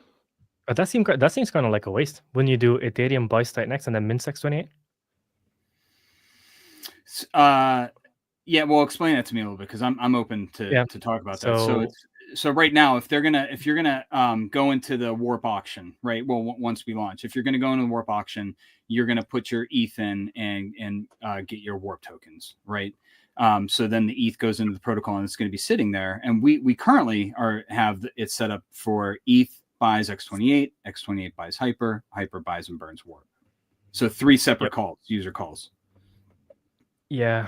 I mean, originally it was Titan X. It was ETH, Titan X, Hyper, Warp, like that.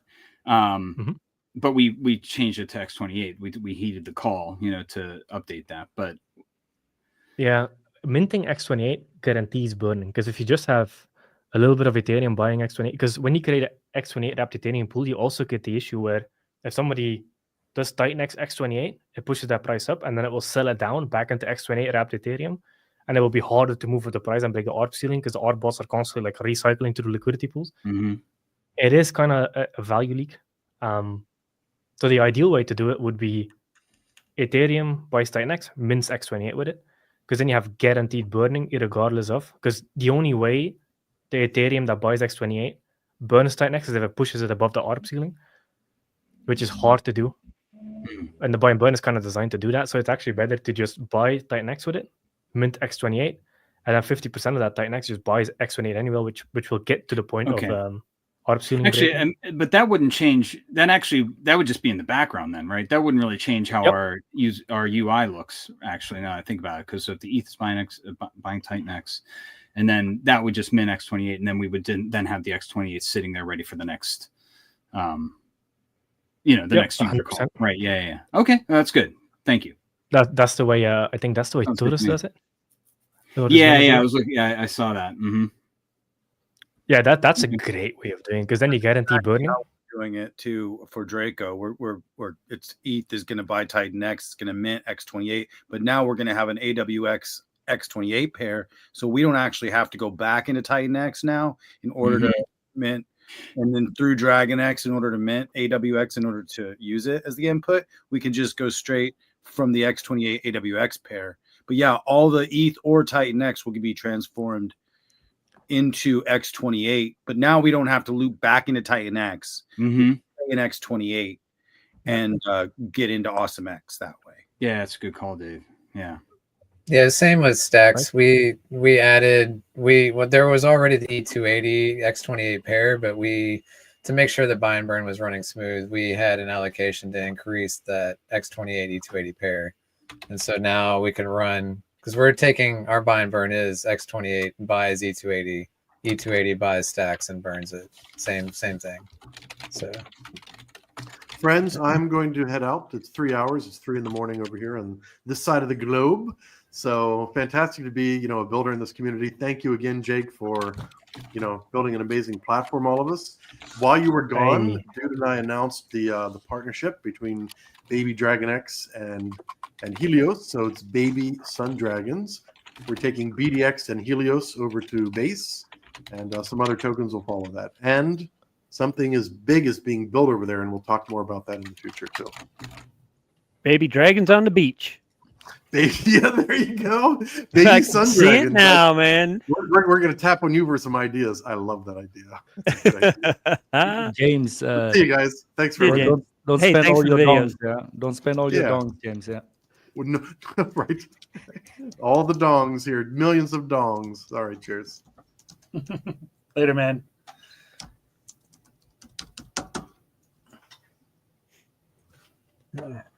Yeah, I'm super excited about getting on base. Like I'm excited to get a new market going. Just new people. There's tons of people. This is untapped that I think is going to really set us off. So Yeah, for sure. Back to the marketing question, Jake. First of the year, I just decided to try something, and that was I created a new X account, just unaffiliated with Titan X, period, right from the beginning. And I kind of just went with what it presented me from the get go, like, key people to follow. So I just, like, as a new person to X, I just like, okay, I'll start following people. Well, but we're on day 3. I saw one post that was in a feed that was Titan X related. I'm not going to say who it was from just because, but there was something out there that I just stumbled across. And it was kind of like, so what I did is I threw out some feeler questions about, like a new person would. Hey, I'm trying to find more out about Titan X just in my posts, and I'm sending them out to all the people I followed. And I wanted to see if I was going to get any type of response. And oddly enough, I haven't gotten actually a response yet. But just by sending that, by putting that information out, I'm starting to see more footprints of Titan X posts in that new account that I just created, even though I haven't received any information directly in a DM. So it's That's kind of cool. neat.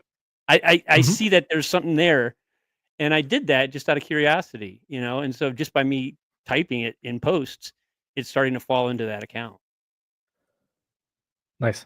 That's cool. It's pretty I cool. like it. I think one of the things that we should be doing for marketing is raiding YouTube live streams, but like in a respectful way. Just kind of engage as a normal user, and then just kind of drop Titan X in there. It's like, hey, have you heard about this DeFi 3.0 thing? Just keep it conversational because you don't want to look like a bot. Just like comment on other people's posts. I'm going to start doing that more. Like big accounts, just comment on their posts and just kind of reach out like that. Because then the funny thing happens once they like one Titan X related post, Mhm. their feed has a green circle take over. It's fucking amazing for onboarding. All of a sudden, this like green circles pop up. I'm like, oh, what the hell is this? What the hell is this? And then just start learning more. So yeah, I think rating YouTube streams, rating Twitter posts, doing it respectfully, acting like a normal ass dude. Yeah, just acting normal. I think that was going to be a big unlock if more of the community does that. A lot of people have been doing it. I see it working. Like there's a bunch of like new people commenting on the post. Like they're like, hey, I haven't heard about this. It's not bots. I double check. Yeah, because most people came in through X post. X is still big. One of the things I'm also going to start doing is recording shorter videos, just with like general explainers of how Titan X works. Why is it hyperdeflationary? Like what's actually happening? Just like short to the point videos with like visuals. It's probably just going to be like a Figma design with squares, so it's easy to understand. And just start posting them on YouTube because I think that's the only thing that is missing. Just raids, commenting on other people's posts, and then just short educational YouTube videos that don't require nuance to understand. Yeah, because some short YouTube videos, like you go into it and it's like super detailed on like a mechanic within Titan X. Right. So like just newbie friendly short YouTube videos, not YouTube short, but like videos that rank in SEO. That's probably the next frontier. Because now we also rank on SEO.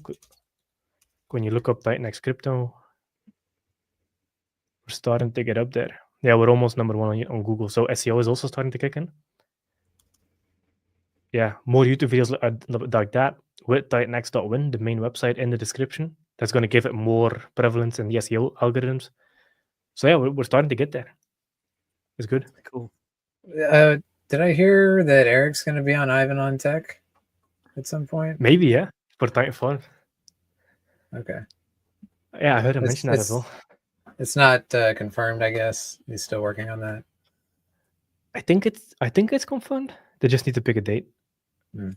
We don't, For I'm what? not 100% What was on that, dude? What was Uh, it? I- Yeah, get featured on Ivan with Titan Farms. Yeah. Eric, Okay. Ivan on tech. He Yeah, does Morales, right? Yep, Ivan on yep. Tech. That's one. Right. Yeah, earlier he was in a community governance space, the good, the bad, the evil, the aggregated episode 94. Looks like it was a bunch of big names, and he was a speaker there. So that was this Eric. morning. Yeah, that was this morning. Oh, I nice. screenshotted it. Cool. I was going to post it saying, hey, Eric's out there stirring up some stuff. So, That's nice. Yeah. Yeah, Eric is great at marketing. He's doing a great job. Like we all have our own specialties, and just doing that to the max. Because that's the power of having a decentralized community. Like everybody's specialized, has like a certain type of voice. So amplifying that, yeah, you don't get that with one dude. You only get that with like a bunch of builders, basically. bunch of dudes. Yep. Dude, you're famous, man. Yeah. Just need to clone me. We'll be set. They're just a bunch of dudes. Just a bunch of dudes. Yeah. Like all the different clones of Biden. They got like a room of like 47 different clones, like the movie Multiplicity. Now they started cloning clones. That's why they're actually getting dumber and dumber.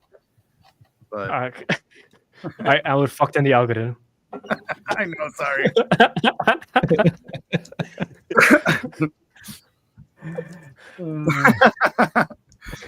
All right, any last point before we round the stream off? I'm gonna go eat something. Or unless you guys want to stay on, I just kind of force you guys off. If you guys want to stay on, it's fine. Is there anything you guys want to touch on? No, I feel like I mean the whole point of the stream is really just to showcase X28. I feel like we did a pretty good job at explaining its future. It sounds like base is going to be coming up close, and building on X28. There's tons of us that are already doing that, or already are on X28 and integrating it. Yeah, I think that's as far as what my last words would be is like, yeah, Stacks is minting right now. It supports X28. Check it out. And Baby Sun Dragons we're looking at launching that on base. And obviously supporting X28, supporting HLX and Baby Dragon X. So I'm excited to move over to base and expand on our reach, really. FYI, Stacks is up 72%. He showed that ROI for 1 second. Let's go. I'll just add that X28 is very simple, but it's so damn effective. I mean, 50% burn, you're not getting that anywhere. You can't even design something like that. If there's a way that you can utilize it in a protocol and you can get creative with it, we did with Stacks. We don't use it as an input. We use it in other parts of our protocol. So there's ways that you can drop it in as a plug and play. And I mean, look at the stats. We're burning so much Titan X, all of us together, all these protocols together. And now with X28, kill shot, it's over, man. Stay home. Stay home. I've been watching, Titan X and everything else, was just tanking since Christmas. And now I'm not seeing that, and I'm really happy. I'm excited to be here with all you guys. Nathan, awesome, man. Good to see you, bro. Things have come full circle, huh? Yeah, man. Yeah, it's crazy to be here. Yeah, never would have thought. Nathan's hilarious, man. That dude is funny. Me? Yeah. Yeah, dude, you are hilarious. Thank you. God, I had an emergency tooth extraction on December 31st, so I'm still dealing with that. And pain pills are pretty good though, But and at the same time, it's like I'm sorry, I got onto this late, but I learned a lot in the small amount of time I was here. So I appreciate you having me on, dude. Yeah. Do you have any? Do you have anything to add about Warp before we go? Well, yeah, Warp. We're just hanging out basically. We need to get our audits done, and we're targeting a February launch now. So we'll keep everybody posted on that. But now Jake has shared some golden gems to me here, so I think I'm gonna just hit up the dev maybe a little bit and see like, hey, can we just do that real quick? Without any extra costs. So we'll see. I mean, it shouldn't. If you're using shouldn't, X28 no. anyway, Yeah, be pretty simple. I mean, it's just redirecting where the buy is going, right? Or it's gonna mint it. So, yeah, I think this is an important you, note for the people building on X28. Minting it instead of buying it on market is very, very much the best choice. Huge. I made that's one mistake I made with Shogun is that Titan X buys X28. If I could have changed the code, I would have been minting instead of buying. Yeah, because other people came up with it and I'm like, I am retarded. That's actually because it gets the same end results. It's not like Shogun is fucking amazing.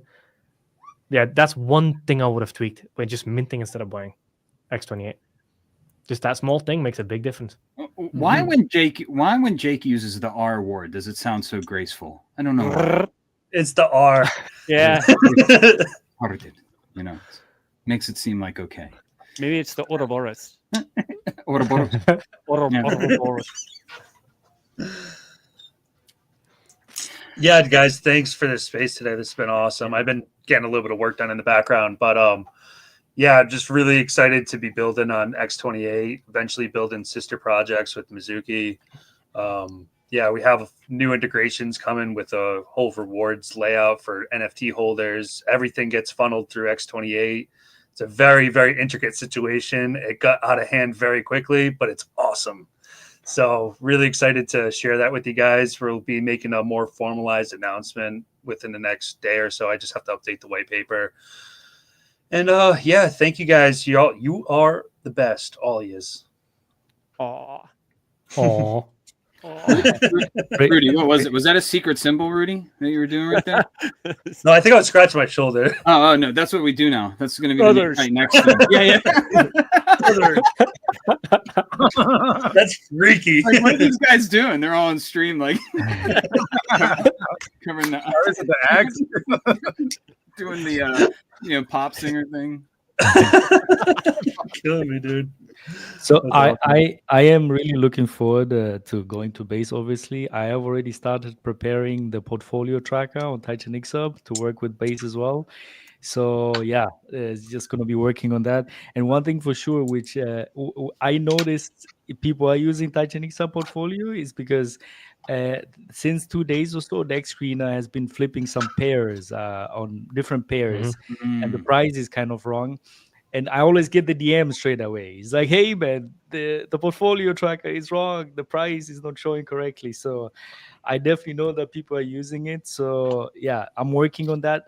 The prices on the portfolio tracker are working correctly because I'm using an alternative price feed right now. So that's pretty good. But definitely this weekend, I'll be fixing the Dex screener pairs on the front page of Titan X Hub. And lastly, also Ouroboros on the portfolio tracker is coming as well. And yeah, looking forward also for Ouroboros for, when he said, I think January is going to be the day for launch. So I'm looking forward to that. Nice. Beautiful. Dave? I know that real quick, I just want to say that with Mizuchi, man, I want to thank all of you because all of you definitely had a part in it, whether it be through conversation, through design, through your graphics, through your stories. All of that played a part in my role and what I wanted to try and create with the partnership of Rudy on X28. And it was funny because I think when we were getting ready to send it off to have you look at it, Jake, for the first time, jokingly, I said to Rudy, I was like, how much you want to bet he's going to say X28? I think your response was 100 billion or something. I took that bet. Yeah, you took it. And sure enough, it came back and we went with it. And we're excited because it's the next chapter in the evolution. So it's actually funny that you say that because people reach out with the white paper all the time. First thing I do is go to the search bar in Gitbook, X28. If I don't see it, I go back. Where's X28? That's my number one thing I look for now. Time is precious. Yeah, right. Yeah. But thank you. Yeah, because it's the exact same stuff. Like you have the same amount of byte pressure, just using that in the background makes a world of difference. Made it sick. Amazing. Yeah, guys, thanks for doing the streams. Really excited on this ecosystem. I'm really excited to build on X28 and kind of also take that next chapter with everybody and kind of move. Especially, I think on this stream now, it's like, okay, now everybody's gonna have their own X28. It's like, oh, the A28's coming.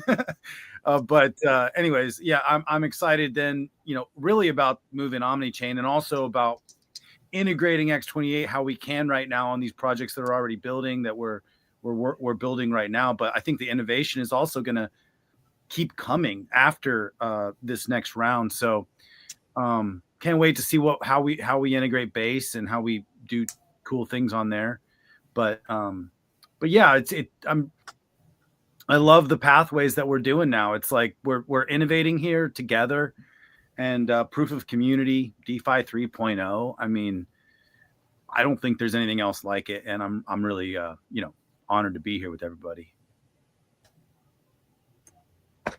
Utah, you got anything else to say? I got the wrong way.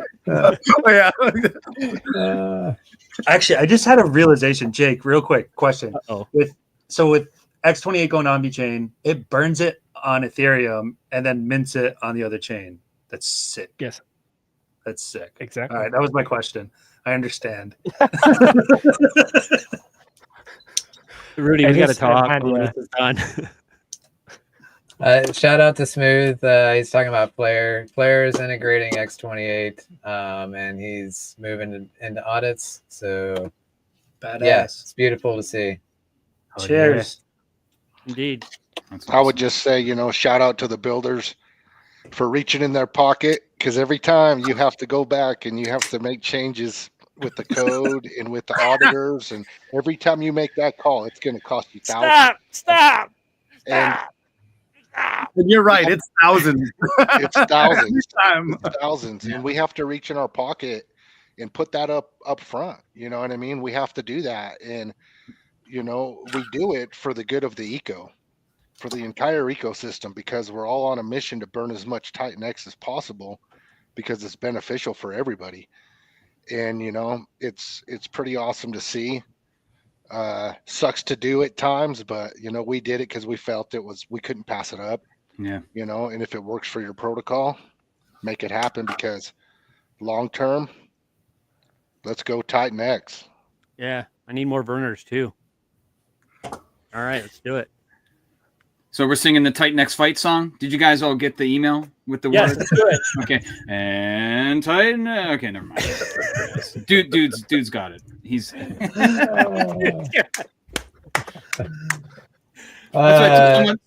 Someone asked the other day where the Titan X whale chat is, and I was like, oh, well, you need to get your green robe, and then you need to learn the chant. They didn't respond. I'm like, what is with this mod? The whale room is X. Like, whales shouldn't be in a chat just talking to each other. Get on X. It's way more effective for your bag. They're like, dude, do you got a lot of tokens? Yeah, I got a lot of tokens. A little circle jerk. Yeah, how many you got? I get to be either way. They do, that's what they do in there. Or this way. This is a whale. This is a. The other one do it this way. Now we've created an X together. Oh man, X28. Yeah. We don't have to do that. This is getting crazy. Then the other person can do the other side and it completes the X. So it's just one side or the other. Oh man, yeah, yes. But both sides acceptable. Oh, good times. Good times. Sweet. All right. I'm gonna click this in stream button. You got anything else before we go, Jake? You good? Nah, that's good. We're gonna be streaming more often now. I'll also work on short videos. If anybody is a creator on YouTube, do short videos. Try to aim it towards newer users, like avoid kind of nuance. Like, hey, here's how it gets burned. Here's how many protocols. Like the way, for example, you promote an L1 is you talk about what is being built on it, like what is actually working right now, how many people are working on it, the number of builders. Like I kind of like basic stuff that is really interesting for new people. So I'll also work on that. How long is just short? be super active. on YouTube? How long is I would short? say under 10 minutes. Okay. All right. Cool. All right. Yep. Nice. Oh, that would be amazing. And just good titles, good SEO titles. You can be like crypto's best kept secret, DeFi 3.0, crypto breakthrough, Bitcoin price talk. You know, you can just do whatever works when it comes to like keywords just to get people in. Whale chant. Will chat? Whale chant. Nathan said it. Oh. Yeah. Well, you need the thumbnail face too, right? Yeah. Crypto's best. Oh kept yeah, secret. a good example of like TikTok videos. There's this guy Daniel on TikTok. He made like a video about X28 and like the protocols, like with cool edits and stuff. I share him out on Twitter all the time. Yeah, It's he great. does a great Yeah. job. Amazing. Oh, I love his. He did such a good Exactly, job. yeah. It's that type of stuff, and then we just share it out as a community. Because he's got 'Cause, like the 90 cool- seconds, like maybe 2 minutes. Like he's actually pretty short Mhm. too. Yeah, for sure. Well, because I'm gonna try to create the type of videos that you can just like comment on the Twitter post. Like if somebody asks what is Titan X, you just comment the video I made, or comment a video somebody made. But they can just like 5-8 minutes, let me understand it with some visuals and like, hey, here's how Titan X is working on protocols to use it, etc. X28 Omnichain, just kind of like explain the general stuff so people can just share it. Because yes, it's gonna get caught on the YouTube algorithm and people are gonna find it, but it's mainly just useful for outreach to simply explain it to new people that are asking about it. Just paste the YouTube link. So that kind of stuff. It's gonna be super useful. Nice. Well, everybody else have a great day, and cheers to 2025. Let's fucking Thank you, go. dude. Cheers. Awesome. Thank you. Have a good one.